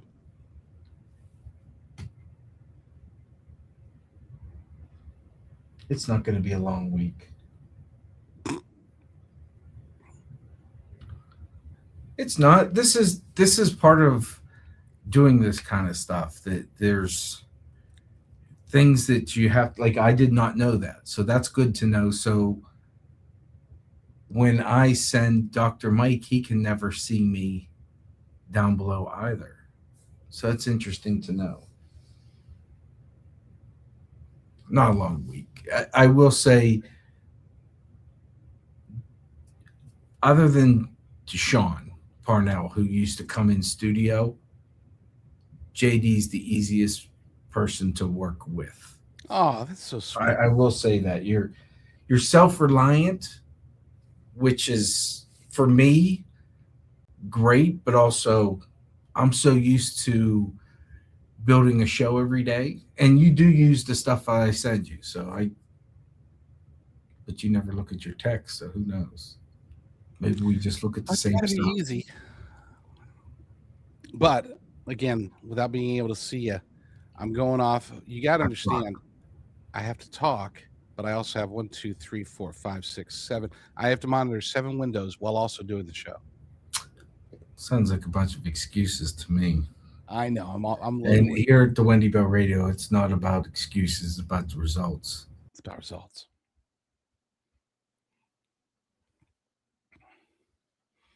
So what do we do? Is there anything we can do about this? I mean, seriously, is there anything we can do? You and me, I know there's things that attorneys general can do. I know there's things that the Senate is trying to do, the Department of Justice. But is there anything that we can do to try to fix any of this? Maybe not about Fauci, but I think we can do a lot of stuff when it comes to the Democratic Socialists of America. And the main thing is getting people to wake up. The main thing is making sure that they're aware just how bad this ideology is. Because in the beginning, when they were really first just getting started, right? They were like, okay, we're just going to be blunt. But now they're starting to realize we need to temper it a bit. We need to maybe slow our roll. And that's not a good sign. I was really hoping they would just be bold and outgoing the entire time. I was hoping they would be basically Hassan Piker, but as a candidate. And they really are starting to slow that down tremendously. Their ideology is a god, and it has become something of a pressing issue for them to make us see it, but only the way they want us to see it. Here's the doctrine that both denominations, both the Church of Fauci and the Church of Marxists, they share, and it's the reason that they're both very dangerous. Every false god eventually demands sacrifice. When the god is science, then the offerings are mothers, denied the information that they need to protect their children. Workers getting fired for declining an injection their own government privately doubted. And a generation of children masked and isolated to feed a liturgy of compliance. When the god is history, the offerings are property owners, dissenters, kulaks, and eventually anyone the vanguard designates as an obstacle. They are a target. 20th century buried 100 million people who were assured that the lies told about them were noble. But as we know, and we keep repeating it over and over again, socialism never works. Communism never works. Here's the thing, folks. Saying that socialism never works or that communism never works. We have to get bolder ourselves. We have to be more aggressive with how we litigate what's happening, what the DSA is wanting to do, and what in many ways they are already doing. We get to see what the DSA will look like just by looking at my home state of California. Because even though there's not very many proclaimed members of the DSA within the state legislature, it is radical. It is as radical as it gets. Okay. The state legislature here, the laws that they pass, this is what they want nationwide. This is what they want in every city, in every state, and yes, even at the federal level. So all we have to do is point to the absolute utter failure that California has become. We're talking about a state that has a greater GDP than the vast majority of nations. We're talking about a state that is somehow able to collect more tax money than like 35 states altogether combined, and yet is unable to balance its budget, unable to pay its bills in many cases. California is the basis, the framework upon which the DSA wants to rule this nation. And that's where we have to start. But before we know that, before we can address that, we have to set aside certain things. Number one, and perhaps most importantly, we have to stop calling them socialists. They are communists. They are Marxists, if you prefer. They are not socialists. They've already flown way past socialism. They did that long ago. So we have to label them correctly. Number two, and this is important, we have to understand that their goal is to destroy America. It's not to change it. It's to destroy it. If we can just start with those two things, we have a chance to stop them. After the break, I'll dive deeper into both right here on the Wendy Bell radio program.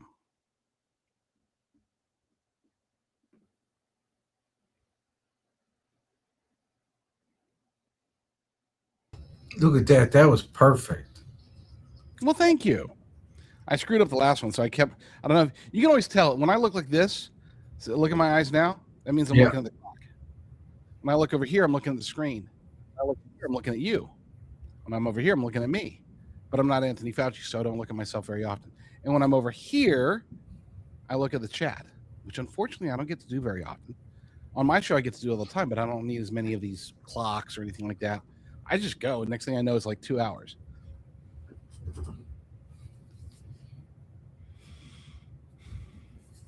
Do we still have the Amish guys? Or did you already do that one? I did that one. Those are the IrelandContracting.com guys. Okay. We do have Healthy Cell. I can tell you about Healthy Cell. There's plenty of formulas out there that can help you. Wendy and I both use the Immune Boost, the REM. Wendy uses the Focus and Recall. She uses the Calm Mood because a lot of these things make her want to jump out of her skin. Another way to get rid of big pharma in your life is to take the supplements and take the natural things that help you do what you need to do. If it's sleep, that's the REM. has the melatonin in it. If it's to calm your mood, it's just not it's not taking Xanax. It's taking all natural supplements that are in a squeeze pouch. This is the daily multi iron and omega-3. And I have yet to find any of their, this is peach mango, which is really good. Any of their flavors are really good. And it tastes a lot, doesn't taste like medicine, but these things have worked for thousands of years. So go to healthycell.com and you can build your own little kit. You can buy the boxes at a time. I rely on REM. Like I said, Wendy's been using it too. It helps you sleep through it, helps you fall asleep, stay asleep. And then when you get up in the middle of the night to pee like I do, you get back in the bed and you fall back asleep. So check out healthycell.com. I think it's /Wendy, healthycell.com/Wendy. You can build your own bundle. So whatever you need. Do you need more iron? Do you need heart and vascular? Do you need insulin control? Healthy Cell has it all. Did you say bring your own beer? No. Oh, okay. You said bring your own beer. You said build your own bottle? You should be bringing me beer. Right? I will. You just got to fly me out there. I will do it in studio. Next time I will do. I'll fly out. Flying you out here? If I fly you out here, I need to put you in a hotel.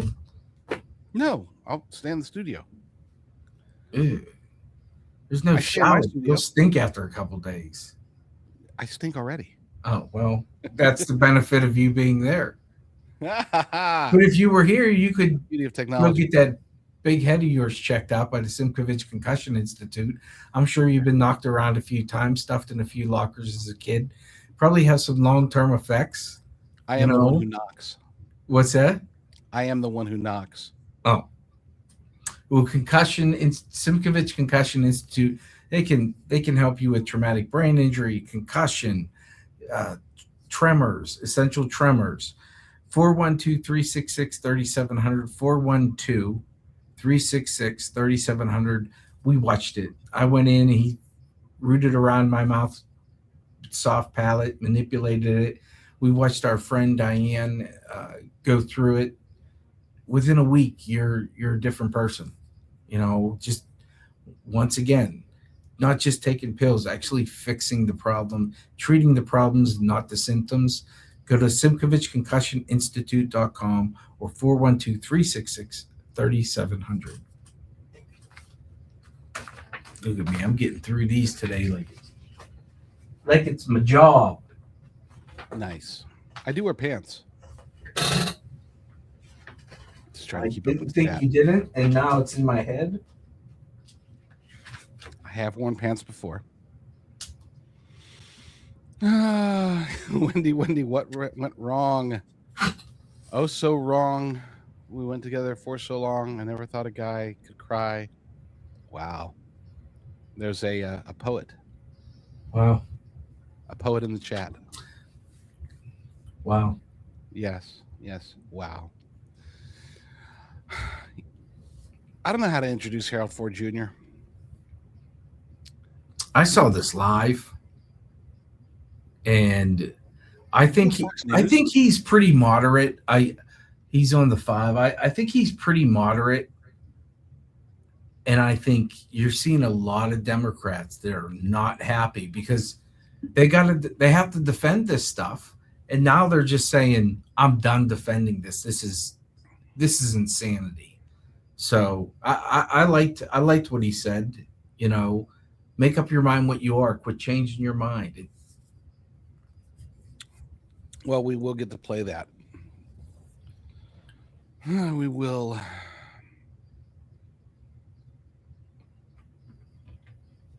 We will.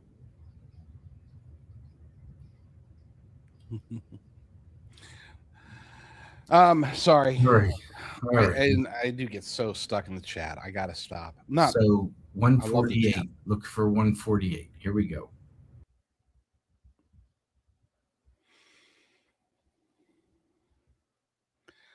It's not just us. It's not just you and me. It's not just the conservatives, the patriots, the libertarians, the people that don't hate America. There are actually some people that maybe don't hate America. Maybe they work against it, but they don't actually hate America. They just have the wrong perspective. These, of course, are the quote unquote moderate Democrats. There are so few of them.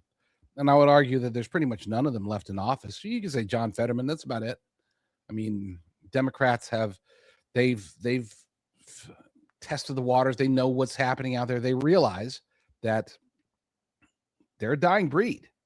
They know that they either have to jump on board with the DSA or get out of the way. I think that Chuck Schumer is going to find out in 2028, whether it's from AOC or she decides to run for president. Somebody else is going to get in there, and they're going to DSA him out of office. And this is a guy that has led the party, so to speak, between him and Nancy Pelosi. They've led the party for a decade, and he's going to be gone. I truly believe that he's not even going to run. He's going to see the writing on the wall. He's going to hear the drums beating. He's going to see the pitchforks and the torches outside, and he's going to say, "Hey, I guess it was a good run. Time to go do something else." Well, some Democrats, some moderates, some leftists, especially if they're no longer in office, they're actually speaking out against the Democrat Socialists of America. You have Harold Ford Jr., who was out there. I know that he's pretty darn moderate for a Democrat, but he is at least willing to speak the truth when it pertains to people like AOC. Years in, to Kellyanne's point, there are no legislative outcomes to point to. There are no legislative accomplishments to point to. There are no campaign, there are no themes or no legislation you're campaigning for on the campaign trail other than Donald Trump's terrible. Democracy is what produces the best minds and the best people. Yet you've been there all these years. What is it that you support? Do you support no taxes for the bottom 50%? We can debate that. They only pay 3% of the taxes. Say how you're going to incentivize more people to work. Say how you don't want tariffs because they're driving up the cost of groceries in your district, driving up the cost of things that people need most across New York. Say that you're for affordable housing, and here's your plan to do it. I think we've reached a point where you talked about the performative politics, Kelly, and I agree. I think it happens a lot of times on the Republican side and the Democrat side. But Democrats, we have an opportunity to win a majority in the House and the Senate, and all we're doing is performing. There's no substance. There are no answers. Here we learned today, Sandra, that our Strategic Petroleum Reserve has 300 million barrels, the lowest it's been in 43 years. I don't hear any of them talking about that. I don't hear any of them talking about answers or ways we're going to address that going forward. I don't hear any of them talking about their ideas for what we need to do to build our allies back up and those relationships back up to ensure that we win this war in Iran. Instead, they're talking about canceling Thanksgiving. And instead, they're talking about how they did. That's a position that they now wish they're going to change on. You're right. You can't have a position 3 years ago or 3 months ago and 3 weeks ago or 3 days ago and say, well, I didn't mean that. Well, to some extent, he's correct. Okay, they are the Democratic Socialists of America are very big on feelings. They're very big on slogans. They're not really big on actual ideas that can bring about results. But in a way, he's wrong, because they have been very open and aggressive about expressing the policies that they would want to install if they were to ever get power. Amongst those, of course, we've talked about it ad nauseum. I don't need to go into detail, but we know they want to get rid of the Senate. We know they want to neuter the presidency and the courts. We know that they want Congress to be basically Parliament. We know they want to defund the police. They want to get rid of ICE altogether. They want to get rid of borders altogether. They want amnesty. They want to get rid of jails. That's the part that I just, I'm not going to play the clip. There's a clip of this DSA troll, spokesperson. I shouldn't say troll. I mean, she's trolling, but she is a spokesperson, allegedly. And she had the nerve, the gall, to say that, yeah, we'll get rid of jails. And then when she was asked, well, what would you do if certain crimes were committed? Who's going to hunt them down if you get rid of the police? Where are they going to go if you get rid of the jails? And her response was, well, I don't want to be trapped into a hypothetical. So here's the problem. They do have ideas. They do have policies that they want to implement. They just don't have the plan after that. Anybody who saw, for example, what's a good example? Ghostbusters. Everybody remembers Richard from Ghostbusters, the bad guy. He went out and he's like, okay, we're going to get it all shut down. And they got it shut down. And as a result, all of the bad things started happening. All the ghosts that had been captured were released onto the city. And he was like, well, they warned him of the consequences, but he just wanted to get his goal accomplished. And his goal was to shut down the Ghostbusters. And he did. And then it all went crazy.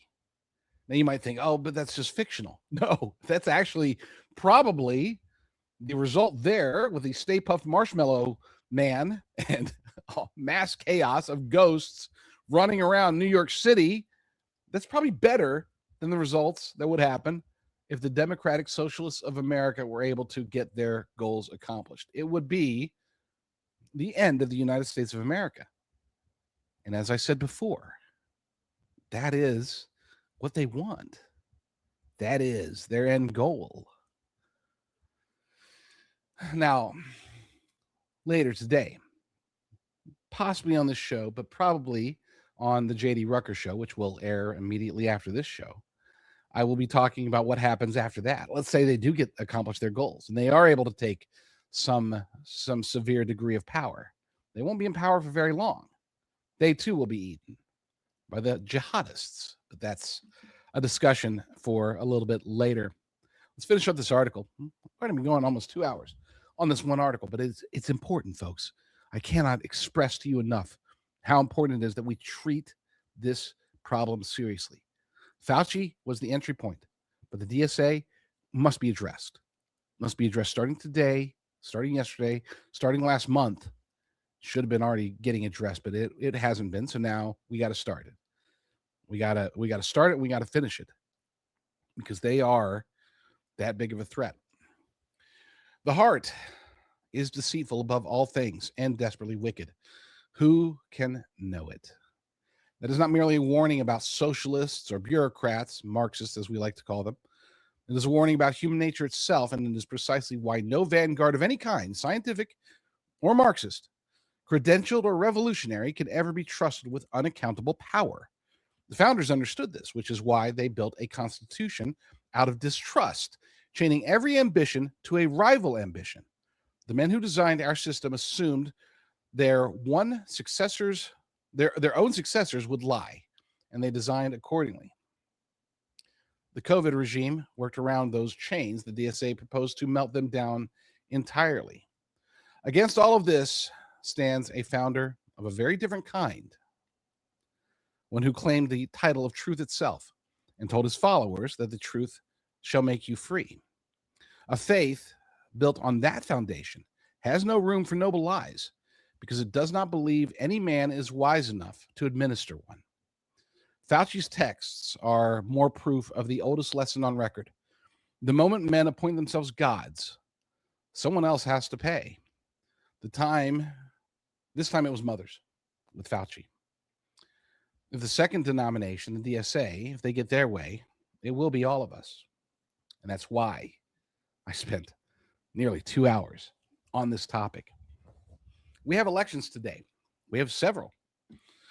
And amongst those include elections where people are just the worst of the worst.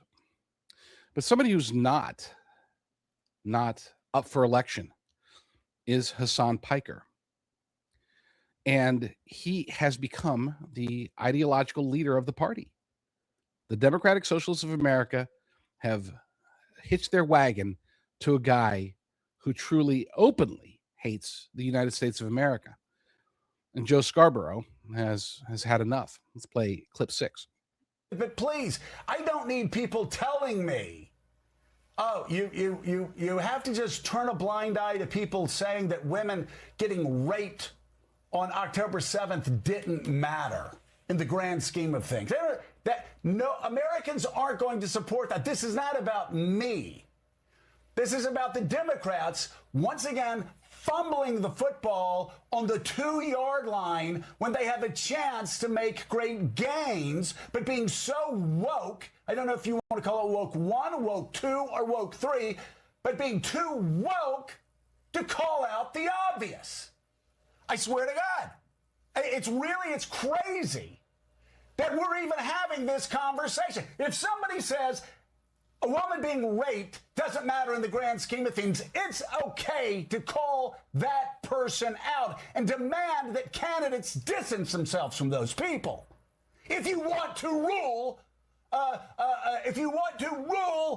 over a party and win elections. If somebody says going to a rally the day after Hamas slaughters more Jews than any time since the Holocaust, it's okay for Chuck Schumer. It's okay for Hakeem Jeffries to call that despicable and demand that people distance themselves from that. That's okay. So why are we bringing this up now? We're bringing this up now because it seems an awful lot like what was happening in 2024 when Democrats couldn't get out of their own way to win an election they should have won. In his angry tirade, he did miss. He was okay. And don't get me wrong, I don't like Joe Scarborough. But he was doing okay up until the point that he was trying to compare this to 2024. This is nothing like 2024. Okay? You lost 2024 because you were going up against a very much more disciplined and appropriate and ready president and then candidate Trump. You put forth Kamala Harris, which that's the punchline already. I don't have to go any further than that. You put forth Kamala Harris, so you screwed up there. Yeah, elected Joe Biden, tried to. It was stolen in 2020, but he was put in the role. So no, you can't compare that, because as bad as Kamala Harris and Joe Biden were, I truly don't think they hated America. They were just pawns. They were just power hungry. They were selected because they thought, hey, Joe Biden, he's not even really here. We can control him. And Kamala Harris, she'll do anything. I mean, she'll do anything. As long as she gets into office and gets some power, she's willing to do anything at all. Hassan Piker, the Democratic Socialists of America, they will do nothing for you. They will try to steal power any way they possibly can. And they will be very much vocal about their willingness to hate America, to hate Israel, to hate the Jews, to hate Christians, to hate anything other than what's within their own tiny little minds. I know Hassan Piker is an intelligent person, but he's a very weak and tiny and mediocre intelligent person. He's a waste. And yeah, unfortunately, after the break, I've got a little bit more Joe Scarborough to talk about, just a little bit. And then we will be talking about the fun stuff. There actually is fun stuff coming up here with Zohar Mamdani. So stay tuned. We'll be right back here on the Wendy Bell radio program.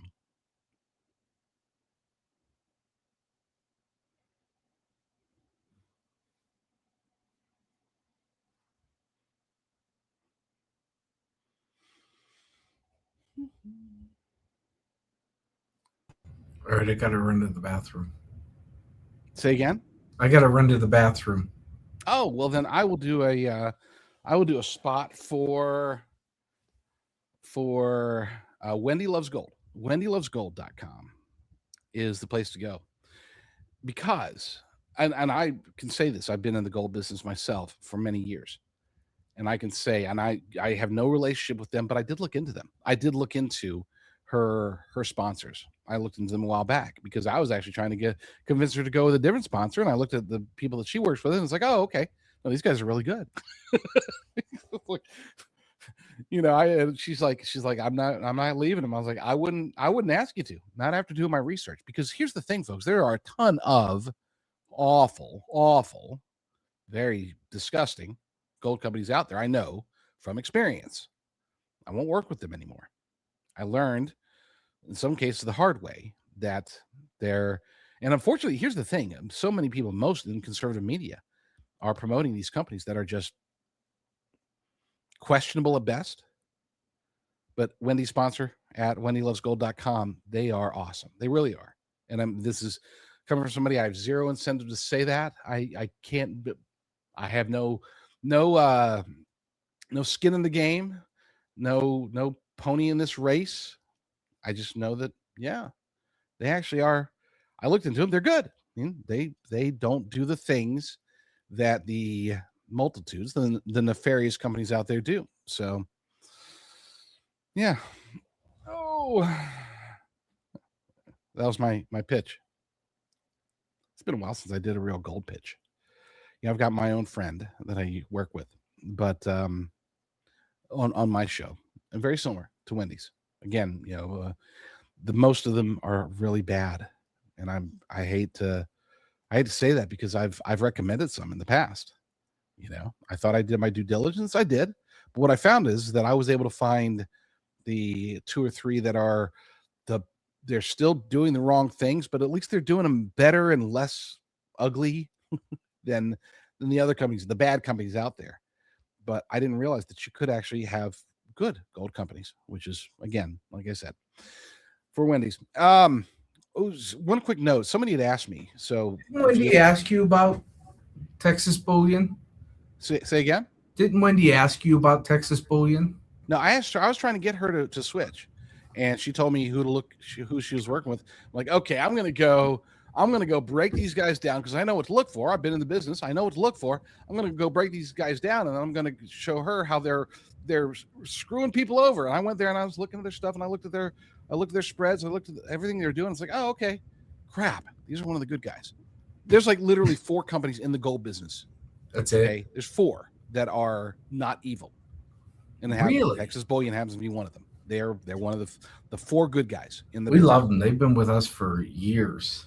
They do things the right way, So that's why I basically, after looking at it, because I don't care how much money you make, if you're doing wrong by your audience, then I'll still call you out for it. And I know that Wendy and you guys would not, but I looked into them. They're not doing wrong by the audience. So no need to even try to convince. Yeah, I like them. Maybe they should sponsor my show. Huh? Mm-hmm. Notice Brock went silent. Oh, I don't care what you Anyway, so jdrucker.com/talk, jdrucker.com/talk. That comes directly to me. Somebody asked all right yesterday what my race is. Next break. Huh? Say it next break.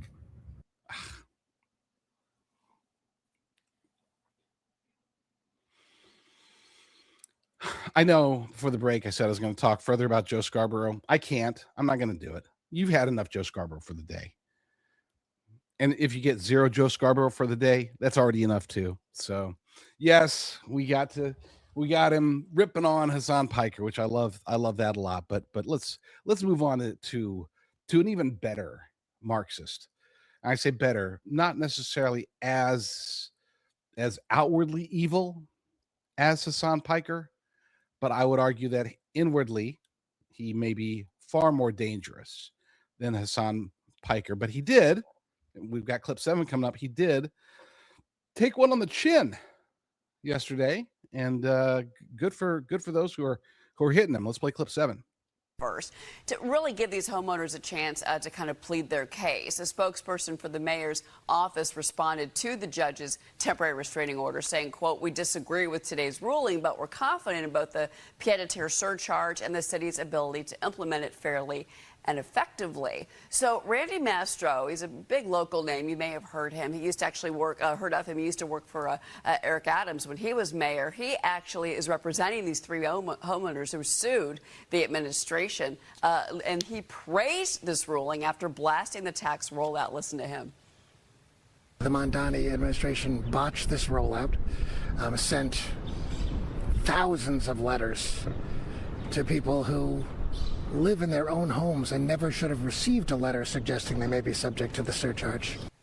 They sent 17,000 notices, the Department of Finance did. And so basically of those 17,000 notices, according to the lawsuit, 2,000 exemption applications are already filed out of 17,000. But many of these homeowners are saying, look, we do live in our homes, and that's kind of been the problem with this whole rollout. The other thing is that, Randy Mastro, when he was in court out in Staten Island, he said, look, he goes, you're doxing people. This is an attack on these homeowners. And even Governor Hochul is now trying to distance herself from the really disastrous rollout the city conducted with these notices against these homeowners. When Hochul tries to distance herself, you know it's real bad. Yeah, exactly. Yeah. She was trying to kind of skirt away from it. And she says, well, we advised the city. The thing that gets me about this whole story is the city had the correct information. They did not have to send out 17,000 notices, because thousands of these are going to people that have lived in their homes all of their life. I can give you one example of a man in Brooklyn. He's in his 80s, lived there his entire life. He got a letter. So you're just really causing harm. And the lawsuit isn't going after actually the law. The lawsuit's going after the disastrous rollout by the city of these notices. Now, the pied-à-terre tax, and there it is on your screen. Look, they're going after 1 to 3 family homes that are valued at $5 million or more, and then condos or co-ops at $1 million. But, the buildings are now on the hook. They're the ones that are going to have to actually handle and levy the tax on the homeowners. They're all scrambling because they're trying to figure out how they're going to have to comply with this. It's just such a mess. It is a mess, but here's the secret that apparently, I don't know, maybe anybody, I don't think anybody's noticed, is that they knew it was botched. This wasn't like, oh my gosh, look, haha, Mom Donnie screwed it up. The tax is still going to go through by posting nearly 1 million names and addresses, by sending out tens of thousands of pieces of mail. The idea here was not to make it a smooth rollout. The idea here was to try to intimidate and scare people. I said this yesterday. I need to hammer this point home because everybody has to understand this. Zohran Mamdani wants New Yorkers to leave. This whole thing, oh, look, he's screwing up, and you got the millionaires leaving and the billionaires leaving, and ha ha ha ha ha. He's oh, look at his socialism. He's not a socialist. Okay? He's not a socialist. He is a temporary communist who's actually a full-blown Islamist. He pretends not to be for now.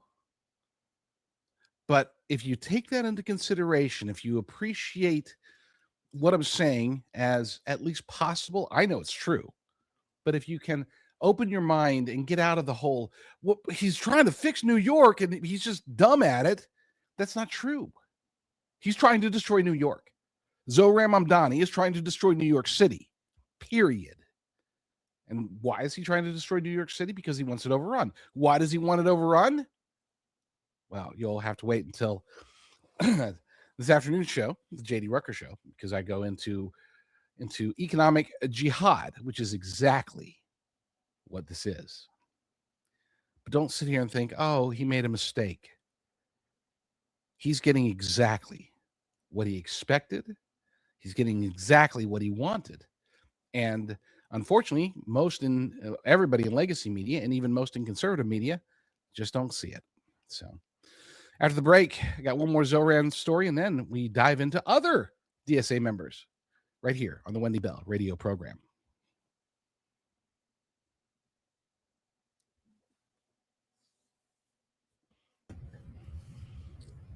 I'm sorry, man. I know I cut that one close. You had at least 3 or 4 seconds. 2. You had at least 2 seconds. I'm like, oh. I wanted to pause for dramatic effect, but I actually withheld my pause because I wanted to. If you'd have paused, I'd have cut you off. Yeah, no, not that pause. I'm saying I was going to pause in the lead up to the exit, into the outro, but I decided against it. No point in making it that close.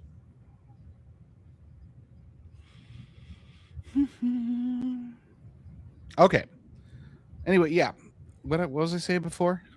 You were talking about JDRucker.com or something. Oh yeah, somebody had asked nationality. I am half Filipino and half Caucasian.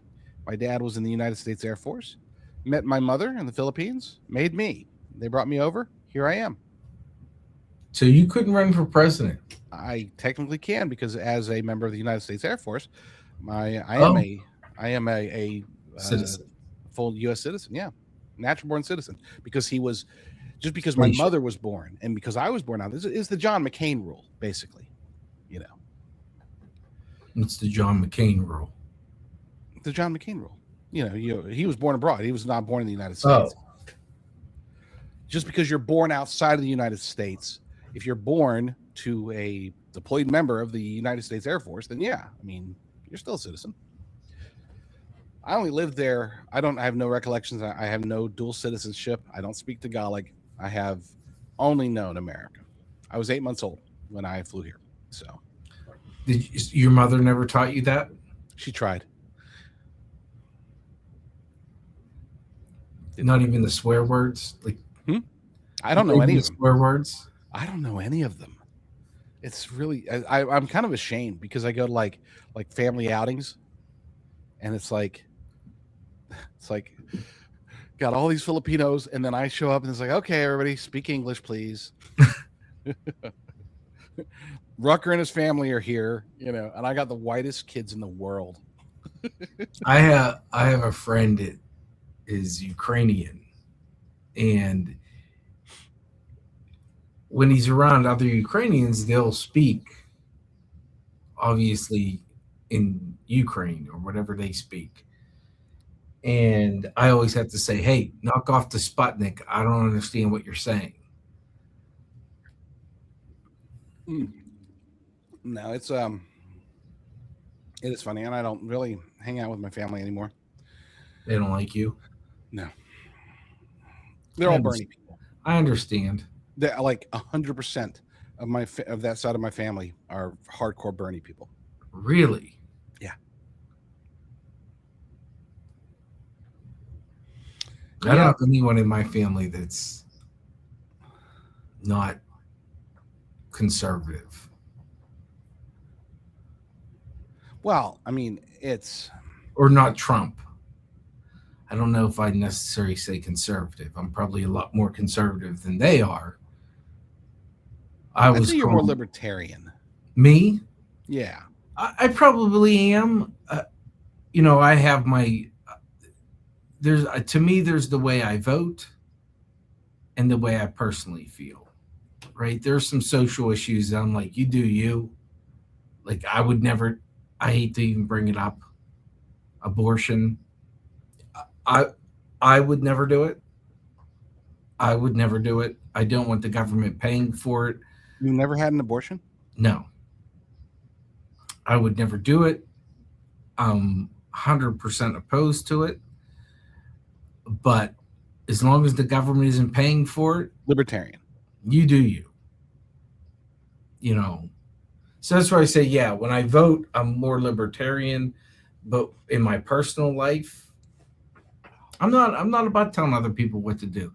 I got my own crap to worry about. I can't worry about what everybody else is doing.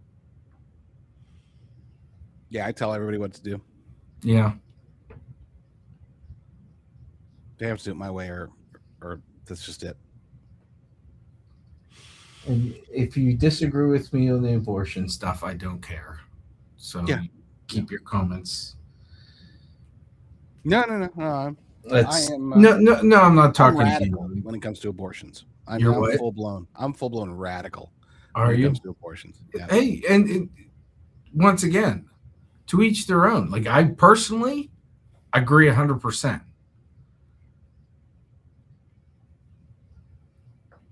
My line is I wasn't there for the dinner, the date, the conception. I don't want to be there afterwards either. I don't want to be responsible. Massachusetts just passed there until so you can get an abortion until the day of. That to me is reprehensible. So when's the cutoff? For me personally, there is no cutoff. There, like, you just don't do it. I believe life begins at conception. Maybe that's the easiest way to say it. But that's me personally. I don't. You do you. If you, I think the problem with abortion is that it's not. how do I say this? Well, they never talk about what women have to go through after the fact, right? Like the self hatred, if the questioning Hold the on, I'm sorry, real rest quick. of their life. I don't see the time. Can you tell me how long clip 8 is? Clip 8 is 1:44. Okay, cool. Sorry, I didn't mean to interrupt you, but I know we were. Yeah, there's some human beings I'd like to be able to Fauci? Abort. Yeah, I'd abort Fauci. It just, that's my own personal opinion, and you are totally entitled to it, and I appreciate it 100%. All right, here we go.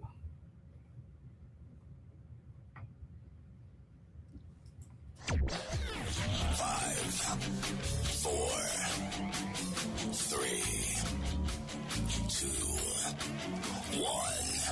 Wendy Bell, America's anchor mom, fighting for America 1 hour at a time. Welcome to the family. We're going to win so much. We're going to win at every level. We're going to win economically. We're going to win with the economy. We're going to win with military. We're going to win with health care and for our veterans. We're going to win with every single facet. We're going to win so much, you may even get tired of winning. And you'll say, please, please, it's too much winning. We can't take it anymore. Mr. President, it's too much. And I'll say, no, it isn't. We have to keep winning. We have to win more.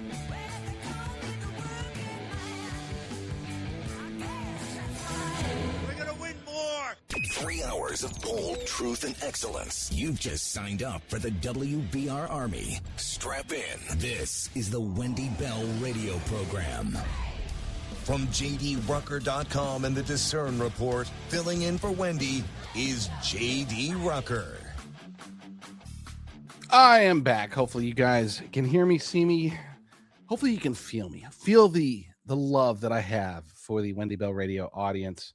I am not America's anchor mom. I am not a mom, and nor will I ever be. Now, for whatever reason, the WNBA seems to have a difficult time understanding what a woman is, even though it's like literally the first letter of the name of their entire league. But so be it. I'm not going to dive into that. I think it's just stupid. I'm going to say it. I think this entire debate is stupid, but I'm glad that it's happening. Before I wasn't. Before it's like, oh, I didn't really care much about it. Now I'm actually glad that they're having this debate, because it does set one thing very clearly in motion. It sets the need to get rid of the ambiguity, make people say what they actually mean. And in the case of the WNBA, they have to determine what in their rules. They say that their league is only for women. Okay, so now we can maybe finally get the answer to the question from somebody of pertinence, somebody outside of conservative circles, or sane circles, as I like to call it. We can actually hear the definition of what a woman is, at least coming from the Democratic Socialists, or not the Democrat. No, not from them. They'll never name it, and we don't want their definition. No, from the WNBA, we'll get to hear what they think a woman is. Before the break, though, we were talking about Zohran Mamdani, and it's funny because we think, oh, they're losing so many people, and I explained why that they're losing all these people. It's because they want to. They being him. But some are actually very, very happy, very giddy almost about the notion that New York City is failing so much. As a matter of fact, they're so happy that they are willing to even give him awards. Over at thepostmillennial.com, they have an article. Thanks for the jobs! ! That's a quote. Mamdani declared Florida's Economic Developer of the Year as residents flee New York City for the Sunshine State. You can't beat that. You just can't beat it. That's hilarious to me, that they would do that, because it's probably true. I know of one, not a rich person, but a wealthy person who did leave New York City in the last year and moved down to Florida. We know there's others that have done it as well. Some have even moved to Texas. Some are moving, just getting away from it, because they know that when he starts coming after him, which he already is, that he's going to eventually get him. That's the same thing with California. The billionaire tax. There's a reason that the billionaire tax was slated to be retroactive. In other words, it affects, if they do pass it in November here in California, it's going to affect billionaires that were here on January 1st, 2026. In other words, this year. So they can't oh, wow. Oh, well, if they pass the tax, I'm going to bail out of the state before it goes into effect. If they pass the tax, it already is retroactively in effect. And we can expect Zohran Mamdani to try the same thing. As a matter of, he's talked about this kind of stuff. He and other members of the DSA have talked about it. But according to the article, in his decided shot at DSA DSA backed, that was a total Freudian slip. DSA, but New York's, yes, I'm in junior high. New York Mayor Zohran Mamdani, the Florida Chamber of Commerce, has officially launched a Times Square campaign dubbing the socialist mayor, he's not a socialist, the Marxist mayor, as Florida's economic developer of the year through a massive billboard at the corner of Broadway and West 43rd Street in Manhattan. He says, according to Chamber CEO Mark Wilson, he said, we wanted to thank him for the jobs, the companies, the people, and that they're pushing out of New York. And a lot of them are coming to Florida. Florida is the natural progression. If you're on the East Coast, you like it. Florida is a great place to go because a lot of people a lot of New Yorkers already own vacation homes in Florida that they go to every winter. Why not just move there full time? That is the concept. And so good for them. That's, again, it's a funny story, but it's true. There is a little mini cottage industry for those who want to take advantage of radical leftist policies. If I were in New York City, God forbid, but if I were stuck in New York City right now and I had the money, I would probably open up a moving business. Seriously. Be like, call it Escape from New York. Escape from New York movers. That I think, you know me. I also laugh at things that I probably shouldn't laugh at nearly as much. Another thing that I'm going to laugh at, and I think everybody should laugh at this, is the way that President Trump has really triggered the media and made them now go out there and say that he put them in danger. The Secret Service put them in danger. Why? Because he played a really interesting, it wasn't a trick, it was a safety measure, but it was one that I have never even heard of. If you had told me that this had happened, if there was no proof or evidence or corroboration, I would say you're lying. There's no way that actually happened, but it did. Apparently, President Trump got on a catering truck and got out of Air Force One and took a different plane while the media was stuck on the target plane. This all to fool the Iranians. Let's play clip 8, please.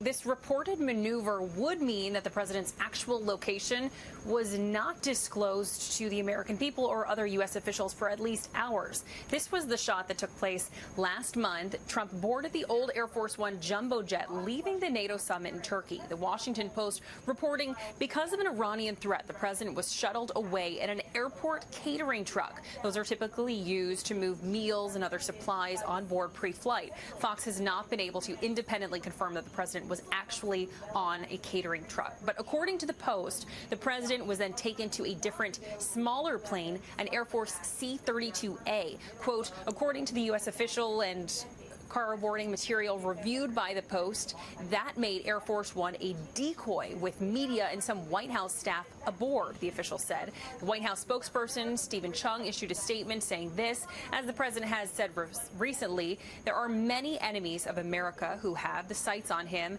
and we use every tool at our disposal to address those threats. This weekend, Iran issued new demands, including calling on the U.S. to pay for war damages. Well, yesterday, President Trump fired back with demands for American compensation.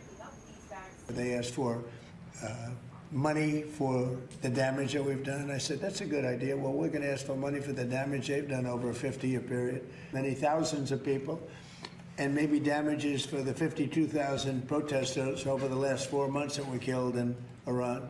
So now what is it? So if there's damages to be paid, I think Iran should pay those damages. And President Trump has ordered that those new demands be raised in future negotiations.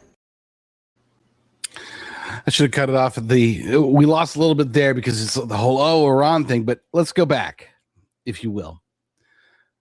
He got off the plane, got on the plane, then snuck out the back, got off the plane, got into a truck, and went on a different plane. Meanwhile, they told the press, it's like, okay, you're going to get on this plane and you're going to close your windows. That's one thing they didn't notice. Got to close your windows. I guess they didn't want to see that the president was leaving. So it's like, okay, everybody close your windows. Well, the press, oh my gosh. I wanted to play CNN's reaction. I wanted to play a few of their reactions because you might as well have told them, holy cow, the president told you to pull a pin on a grenade and stick it in your shirt and run around until you blew up. I mean, they basically thought, oh my gosh, I was in so much danger. Oh my gosh, the president, he put us in so much danger. No, he did not. Number one, the plane that was allegedly in danger was Air Force One, the Qatar version. Okay, that was the one where it was leaked by journalists that it did not have the same anti-air countermeasures that you would expect on Air Force One. So once that information was leaked, they thought, and they had credible reason to believe that Iran would try to take advantage of it. So they switched to a different plane. But Secret Service is like, yes, we're switching to a different plane, but now, they're probably pretty trigger happy because they probably thought, oh my gosh, we're going to take down the new Air Force One. And even if they switch to the old Air Force One, they're still going to take a shot because this is Iran and they're crazy. So they're like, hey, President Trump, you're probably safe on Air Force One, the old one, because it has the countermeasures, but we'd still like to move you to even a different plane altogether. Is that okay? You're like, yeah, hey, you guys are the boss. So no, they weren't really in danger. It's like, oh, they were decoys. Yes, they were decoys, but there was a very extreme, I would assume, an extremely low chance that Iran would do anything.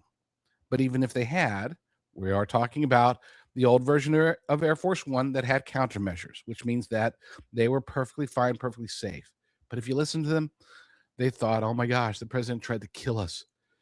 Oh, he just left us there to die at the hands of the Iranians.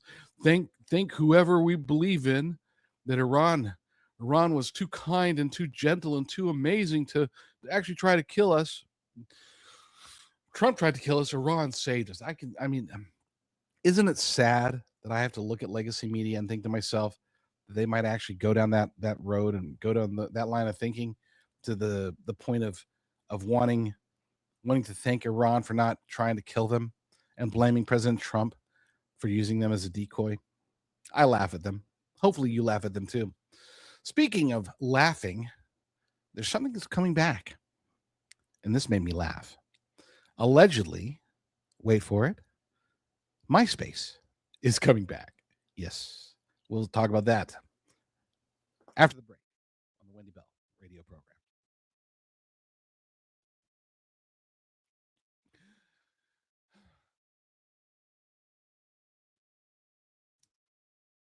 Check your mic again. I don't think you realize how close I came to saying really bad things. I wanted to so badly, but I'm not much of a cursor. But I almost broke up, cracking up at the things that I was thinking but not saying. But I respect you too much. Rucker Truckers, according to Doc Wombat. Yes, they are completely un-American. I'm showing it again. MoreGainsFitness.com. MoreGainsFitness.com. 90-day night. Check out MoreGainsFitness.com. Go to her 90 Ignite. She can help you through the process and turn you into that. I mean, that's nuts. But she'll figure out the eating plan. She'll help you through all that stuff. She does the body compositions, helps you with the workout, teaching you how to work out, which is doing the workouts alone, knowing how to do them the right way changes everything. So go to moregainsfitness.com, check out our merch. Wendy loves her workout gear.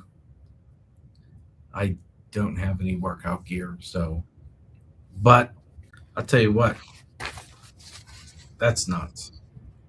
That's 100% nuts. That's body transformation there. Totally changing the way you look. And apparently I'm going to guess he's totally changed the way he lives too and eats. And Kelly can help you with all that. On top of that, she's a badass and can probably kick my ass. So moregainsfitness.com, moregainsfitness.com. Check out 90 Day Ignite. Good stuff. Good stuff, Brock. All right, you guys got to rumble. We're not even 1,000 rumbles yet. What? Yeah. Thumbs up. Rumble. Follow. We're getting so close. We're at 99,122 followers. So we're under 800 or 900 away. That's Well, the homepage on Rumble is screwing us up again. Your page? No, the homepage. Oh.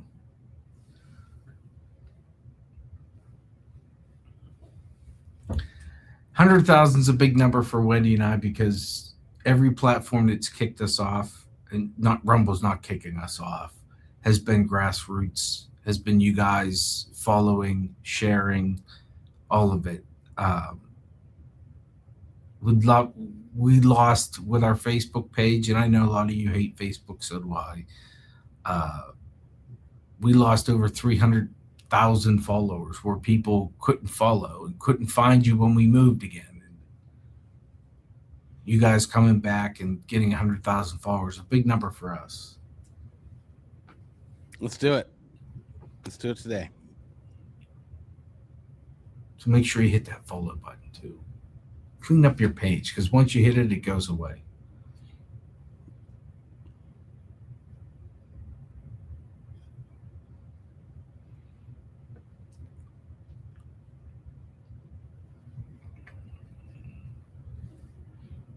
All right, here we go.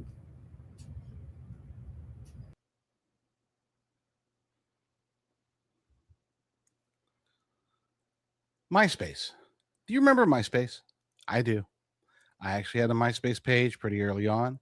I had an employee at an old company. The boss's son worked for me, and his entire role was to do MySpace. I think it was just a way for the boss's son to have a job, but it was a thing way back when. For any of you youngins out there, MySpace was bigger. My most popular article, at least my most read article of all time, was one that I wrote way back when. I think it was 07 or 08 when I said that Facebook was going to overtake MySpace, and everybody thought I was crazy. At least at that point, it seemed very unlikely because MySpace was like at 500 million users or whatever, and Facebook was only at like 100 million. Everybody's like, oh no, MySpace is fine. Yeah. Well, guess what? They might be coming back. As crazy as it sounds, apparently they're looking at a relaunch. This comes to us from Paul Sarin over at thegatewaypundit.com. The return of MySpace. Platform owners tease relaunch when the time is right. Now, if I have time, I'll tell you a personal story. I actually worked with MySpace. So my company worked with MySpace for a little while at the very end. It's kind of a funny story, but we'll get to that. Do we really need another social media platform? That's the question posed by the Gateway Pundit.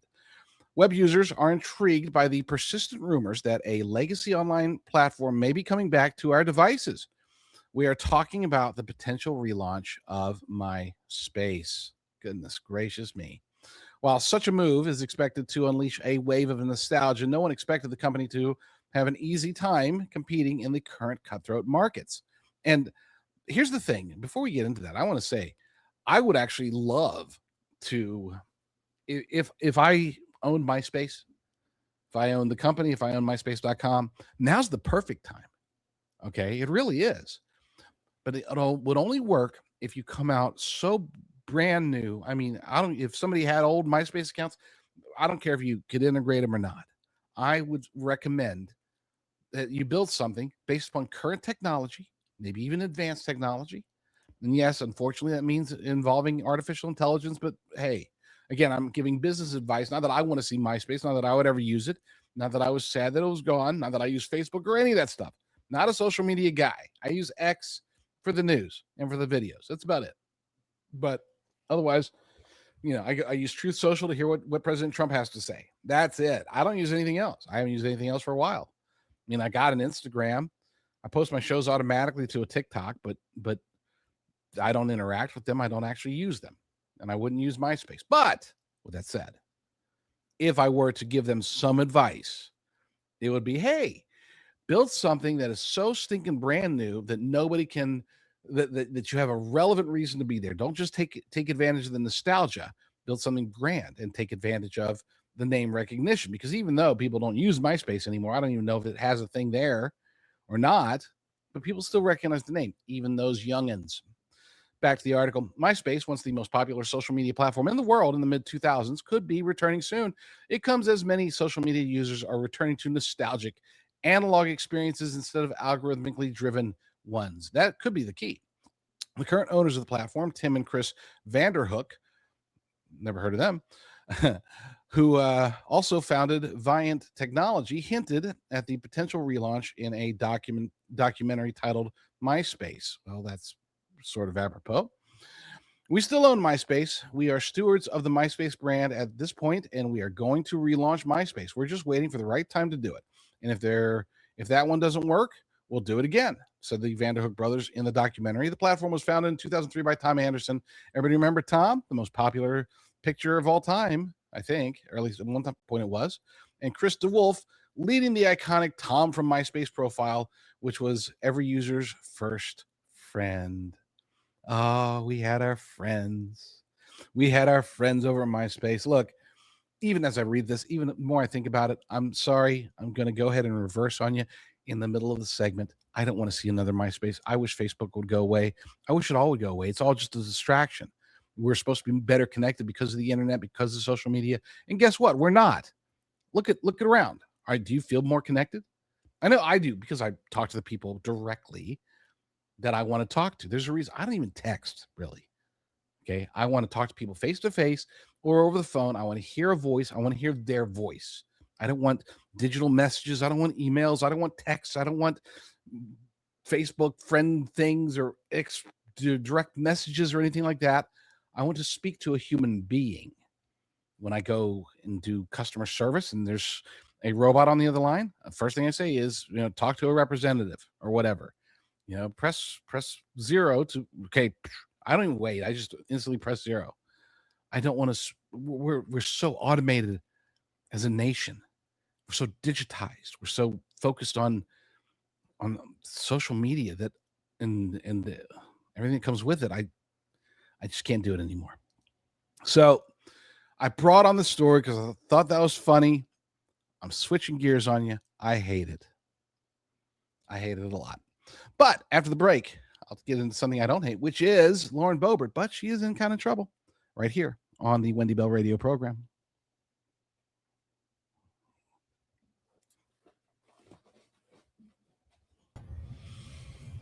Never had a MySpace page. I did. I had one. I wasn't very good at it, but I had employees that were very good at it. Is it just like Facebook? Is that? I don't remember. It was it has weird stuff to it. Then it turned into music, and then the quick story that I was going to try to tell in there, but I didn't get to it. We actually worked with MySpace. Like I owned an infographics and marketing company. We started working with MySpace at the very end, and then I got a call one day, and it's like, "Hey, man, we're so excited. We're selling MySpace, but I wanted to let you know that we appreciate everything you did, and we really wish we'd found you guys about 6 months earlier because but we didn't. So bye." You're fired. But the funny story is, I knew And he said, oh, by the way, you can't tell anybody because we have told nobody. He said, you're the first person outside of the executive board that knows that MySpace is getting sold. Wow. Well, that's a story that I'll be able to tell on the Wendy Bell radio program someday. We use restroom. Be right back. Oh, there's the picture. The picture. I never had a MySpace page. And, you know, I used to use Facebook because that's how, you know, as much as I hate it, that's how this show grew and grew and grew. And it was an easy way to be hooked up with a bunch of people that thought like us, that wanted to hear Wendy's voice. So it served a purpose, let's put it that way. But now it just seems like everything on Facebook is just an argument. Just an argument of people's different ideas. And we got a lot of keyboard warriors out there. I've had family members unfriend me for telling them the truth. So, I mean, it's become an echo chamber, and more than anything else, it's become a place for people to sell stuff. Every 3 things, you might have 3 things from your friends, sponsor. 3 things, sponsor. 3 things, sponsor. Click here. I do use Instagram, but only for one thing. 2 things. I use Instagram for the clips Michael puts up for this show. If you're on Instagram, follow Wendy Bell Radio. And finding recipes. Other than that, I've used TikTok a handful of times. So I follow Wendy Bell Radio on TikTok. If you want to follow Wendy Bell Radio on TikTok, same clips on TikTok too. But that's Instagram is nothing but recipes and liking the clips on Wendy Bell Radio. I found myself what I think a lot of people call it this doom scrolling, where you're mindlessly you're not really looking at it. It's just mindlessly. For me, it's YouTube Shorts. Yeah. Can't do it. Rumble does shorts too. Check They're out awful. the Wendy Bell Radio Rumble shorts. Maybe I'm just subscribed to the wrong people, but it's not the same. Are you subscribed to the Wendy Bell Radio Show? Of course. I'm double subscribed. Oh. Both of my accounts are subscribed.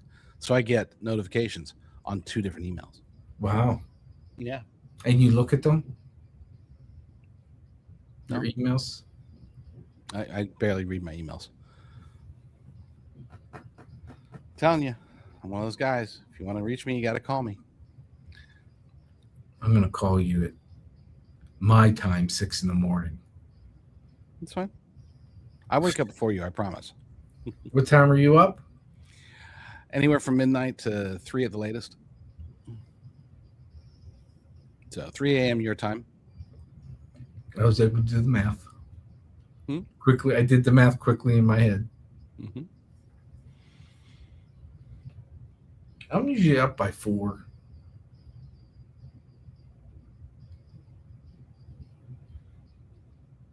Yeah, doing the stuff that I do, it's just 2 or 3 naps a day. I've been on 2 naps a day, unfortunately, for... Now, how long are your naps? 1 to 2 hours.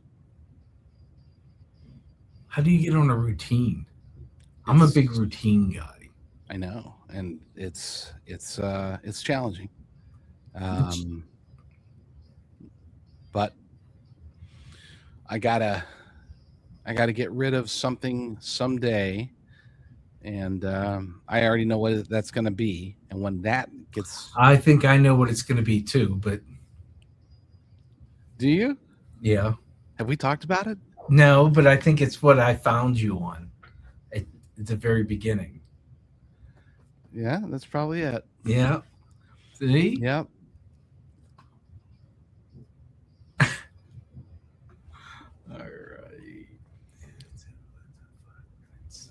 here we go.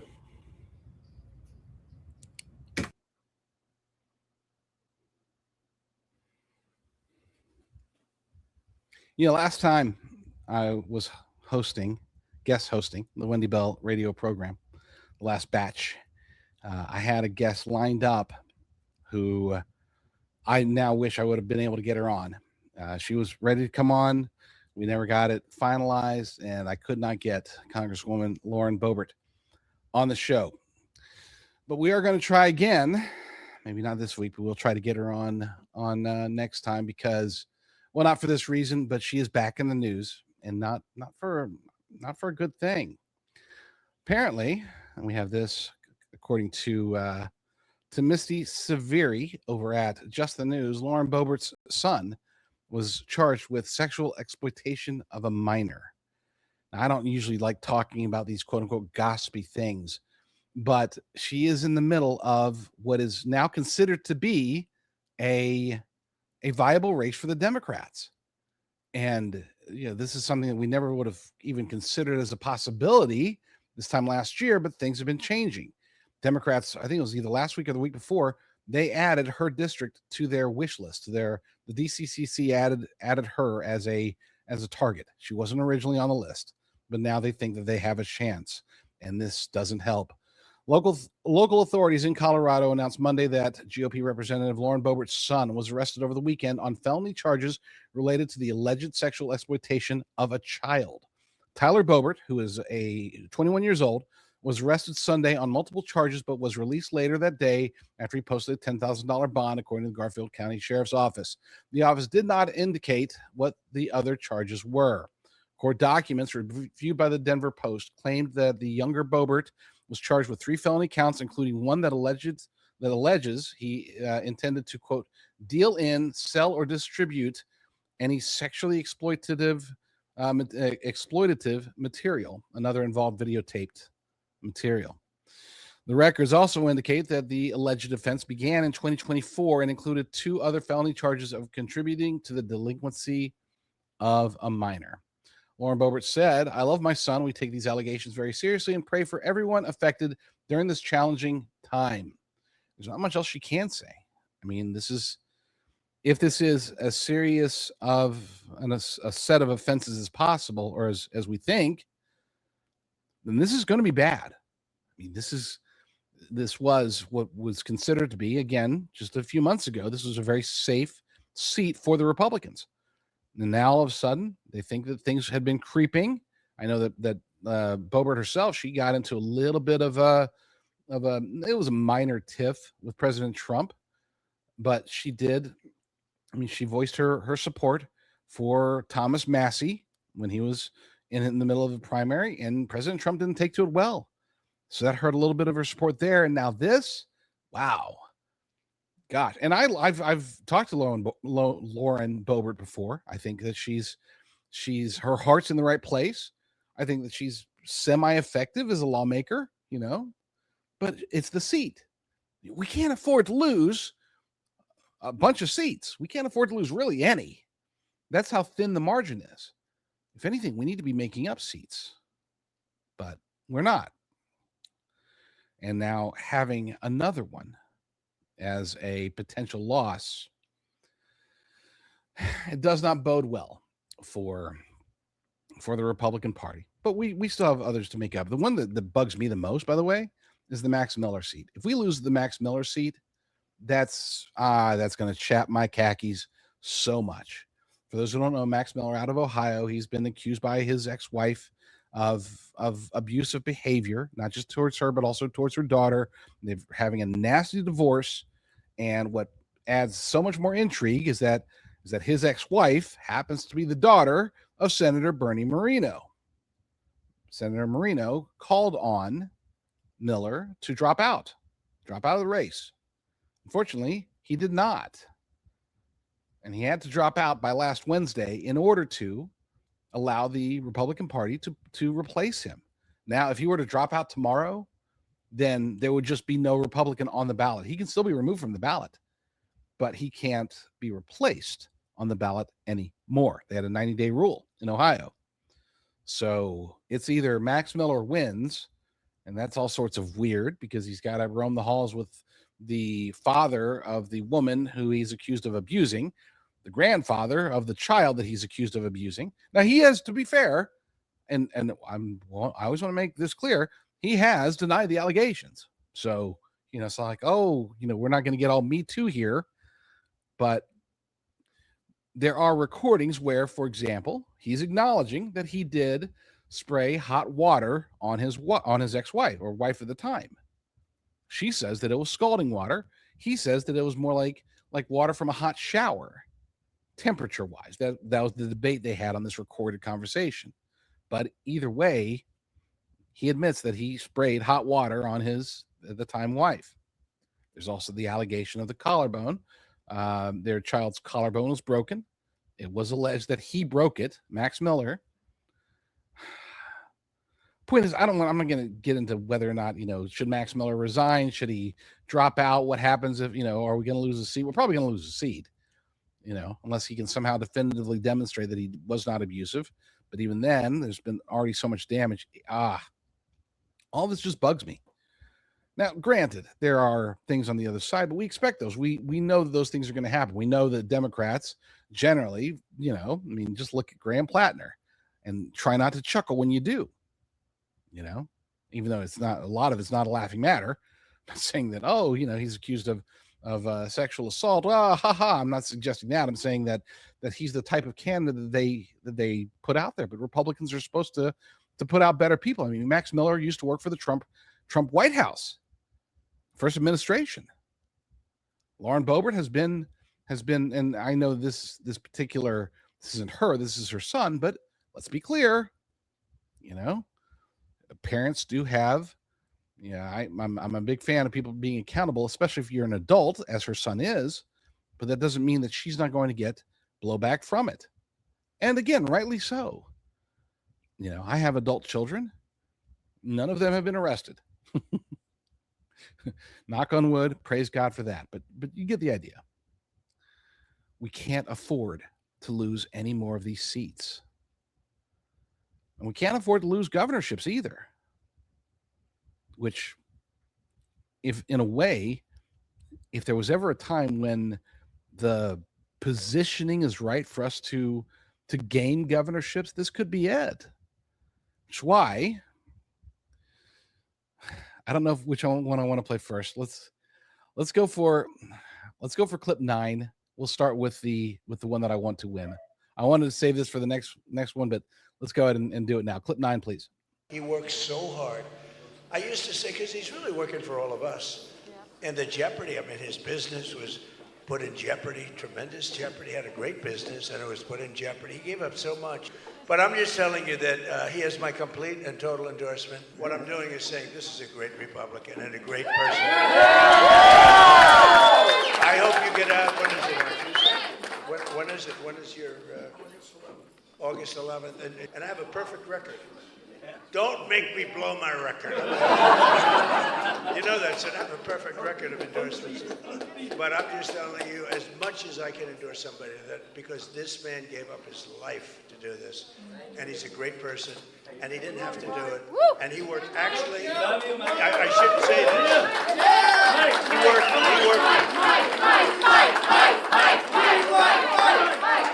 and it's true, he worked as hard as anybody that I've ever seen. I like the guy at the end trying to get the chant started. President Trump just talks right over him. That's awesome. Now, I get it. So there's been a lot of people, I know, a lot of people that have had questions because Lindell did come out and he started saying some kind of weird things about illegal immigrants, illegal aliens, and then there's a little bit of a question mark. I get it. I understand. I don't care. Number one, as a governor, he cannot and will not do the things that I think can actually harm Minnesota as far as illegal aliens are concerned. They already have tremendous problems. We've seen the Somali population in the Minneapolis area. We've seen what they're doing. We've seen the Leering centers. So I don't look at this as, he's questionable there. Would I want him as a senator with those types of perspectives? No. Member of Congress? No. But as a governor of Minnesota, and maybe, I think it's definitely possible that I am ignoring something that I normally would not ignore simply because I like Mike Lindell. I like him a lot. And President Trump likes him. He has been loyal. Is he wrong about giving a single inch to illegal aliens? Absolutely. Is there anything that he can really do bad? No. And so I guess maybe I'm giving him a bit more grace on that particular issue than I would anybody else. But Mike Lindell has fought hard for this nation. He has fought his own personal demons, and he's fought these demons in many ways. Yes, he's a hard worker, one of the hardest workers you'll ever know, but he's also a man of faith, and he does believe that God has helped him through this, that God has made it to where he is the man he is today and not the crack addict that he used to be. So I'm cheering for him, and he's in a tight race. Oh, it's a tight race. I mean, at this point, he's under 50% chance, according to the betting markets. First time he's been the front runner up until like a week ago or like 3 days ago or something like that. He's been the one that they thought was going to win because of President Trump's endorsement. Now, because of quite a bit of bad press on the conservative side, and it's not the leftists that are going after him. It's conservative media that's like, oh my gosh, he's an amnesty rhino. You can't vote for him. He's gonna free all the illegals. He's gonna give them all that. He can't. And again, maybe I'm just a homer. Maybe I'm just loyal. I've always liked Mike Lindell, and I have no reason to not to. So I don't even want to read the chats. People are probably ripping on me, but it is what it is. I am who I am, and I like Mike Lindell. I do hope that he wins. After the break, we have a lady that is crazy, who I think is a disaster, even for the Democratic Socialists of America. A lot of them seem to be feeling the same way. But guess what? She's about to be nominated to be the governor of Wisconsin. We'll be talking about her, Francesca Hong, after the break right here on the Wendy Bell Radio Network.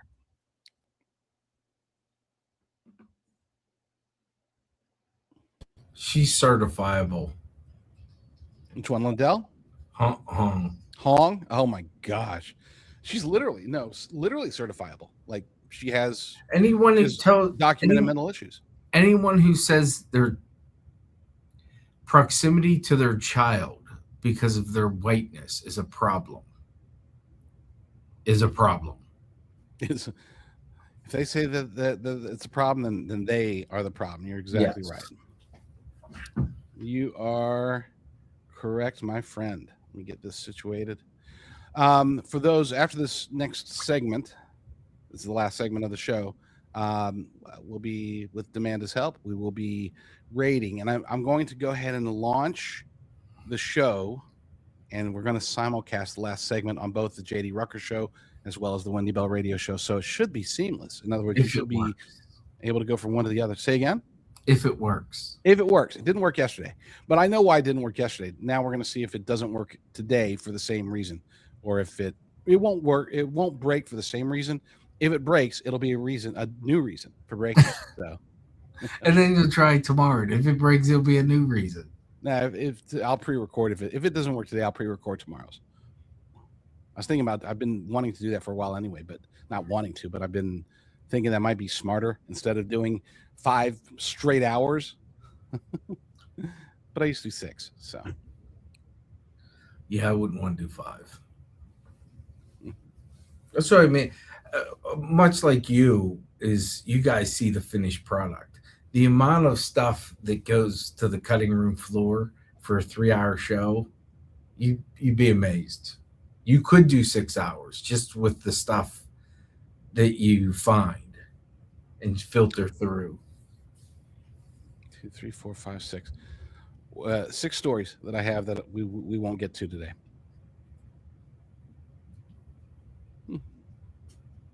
Pretty crazy. That's not uncommon. Oh, yesterday was more. Yesterday was like, I mean, even for us, that's not uncommon. It didn't help that the first story took an hour and 48 minutes. It's a big story, though. The Fauci story is a big story. The Fauci DSA connection. I think that was well, we were talking about it before the show. It was like Deborah Birx doesn't have immunity. Was Lensky or however you say her name doesn't have immunity. All these people lied. Collins, none of them have. Yeah. None of them have immunity. So it is what it is. None of them will still face justice, but no, I think we can all come to grips with that's just not going to happen. But shaming them and then they could talk about it. Taking away their pensions, and you're not allowed to, or if you write a book, you get no proceeds from it. Like Deborah Birx should have to give all her money back. The $55 she probably made from her family buying her book. Yeah, Fauci's wife. Fauci's wife. Ethics of the NIH, the ethics person. Yeah. I said it before. What's their pillow talk like? How many did you kill today, honey? Only a couple 100,000. How many times you lie on TV? Don't get me started on that bedroom.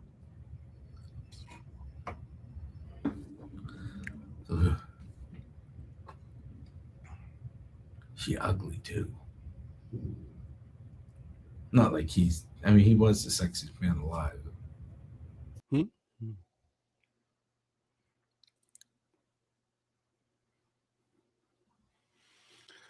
All right, last segment of the day. If you're watching the Wendy Bell radio program, first segment of the day. If you're watching the JD Rucker Show, this is the first ever simulcast of the JD Rucker Show and Wendy Bell radio program. Hopefully it's working. If not, then I'm really embarrassed for myself. But it's been great talking to you all today. I will be guest hosting for Wendy Bell the rest of the week, Lord willing. You never know. Brock might fire me tomorrow, but at least as of now, the plan is I will be guest hosting for Wendy this week. And then next week, she moves to her new time and I move to my new time. We'll be moving 2 hours earlier, starting on Monday, both the Wendy Bell radio program as well as the JD Rucker Show. So excited about that. But the final story of the day is this weird race with this weird person in Wisconsin. We got the Democratic Socialist Francesca Hong, who is surging. She is surging. She's going to win. She's going to win. And she's crazy. She's crazy. Let's play clip 10. Democrat socialism is on the march. Another looking like she's in a comfortable position to win the Democratic nomination. Of course, in Wisconsin, we're talking about the governor's race. Francesca Hahn is proud to wear the title Democrat Socialist, an Asian woman. If she wins a general election, she'd be the first governor of Wisconsin who is not a white man. She has campaigned on tax the rich, raising the minimum wage, universal health care, and a one-year moratorium on new data centers. Past tweets about defunding, abolishing the police, criticism of Thanksgiving have caught up with her. She dismissed that as bad takes. I was actually trying to become a sports journalist when I first went to college. So I learned then you have some hot takes, sometimes bad takes on Twitter. And I let my feelings out into the world. And right now as governor, what I'm most serious about are the issues that voters are telling me they want solutions for. Now, she is so far to the left that outgoing Democratic Wisconsin Governor Tony Evers has been campaigning with her primary opponent, David Crowley. Establishment Democrats think she'd turn off Wisconsin voters in November and pave the way for the likely Republican nominee, Tom Tiffany. I see some young people that are falling for the siren song of socialism is I think we should take them back to what COVID did to them. It was big government on steroids, an example that we can bring to them that shows that big government socialism is not the answer. However, former Wisconsin Governor Scott Walker cautions if she wins, Wisconsin Republicans should not get too confident.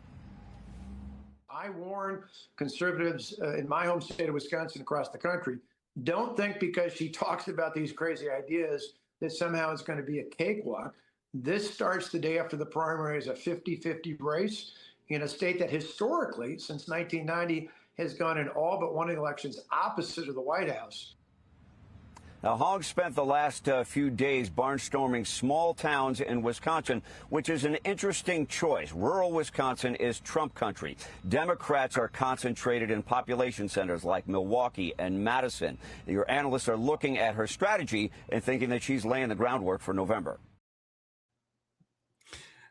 Funny quick story before we address Francesca Hong is that I forgot that I couldn't take the video over from here to there in the other show. So for you at the Wendy Bell radio program, you got to hear all that. And at the JD Rucker show, you did not. We will make sure to not make the same mistake tomorrow. So Francesca Hong is going to win. She's like they're talking about, there's intrigue. I guess they're trying to make it as if it's going to be close, but it's not. It won't be close at all. It's going to be a disaster for her opponent. She is going to be the Democrat nominee, and she is so far to the left that not even AOC nor Bernie Sanders was willing to come out and support her, which is weird because, again, I mean, she's going to win. You would think that they're not going to be able to stay silent the entire time, so why not just come out now? And the reason I bring that up is because I guess it's definitely possible that maybe they know something that we don't. Not that she's going to lose the primary, but maybe they know that there's some dirt, some Graham Plattner style dirt that will come out in the future about her. It's the only thing I can think of. Otherwise, there's no reason for AOC, because they're making excuses for her already. They're already saying, oh, that her comments about Thanksgiving, that was the past and she's evolved and blah, blah, blah, blah, blah. But yeah, I don't know. I'm just saying, if there was ever anybody who I would love to not be in politics, it's probably her. I mean, yeah, I get it. Abdul El Sayed, he's awful. James Tallarico, I've talked about how awful they would both be for the U.S. Senate and for the United States of America. But for a governor's race, generally, I don't care too much about them. They do have some degree of importance. But this one, I would have to say, I have a desire for her to not win just so we never have to hear from her again. Because she's crazy. I mean, she's legitimately like bonkers. Okay, Zohar Mamdani, evil? Yeah. Bonkers? No. He's just a bad guy. You know, all the other candidates, for the most part, are they that annoying? No, they're not. Francesca Hong is, and I want her to lose. Tomorrow on the Wendy Bell radio program, we will be talking very thoroughly about, just to give you a little bit of a hint, we'll be talking thoroughly about artificial intelligence, something I've talked about a lot on my show. We'll be talking about that tomorrow, so be sure to tune in. It has been a blessing and an honor talking to you all today. God bless the United States of America, and God bless you, the audience at the Wendy Bell radio program. Stay tuned, though. If you want to catch me on the other side at the JD Rucker program, you can do so just by staying here on Rumble. Talk to you tomorrow. God bless.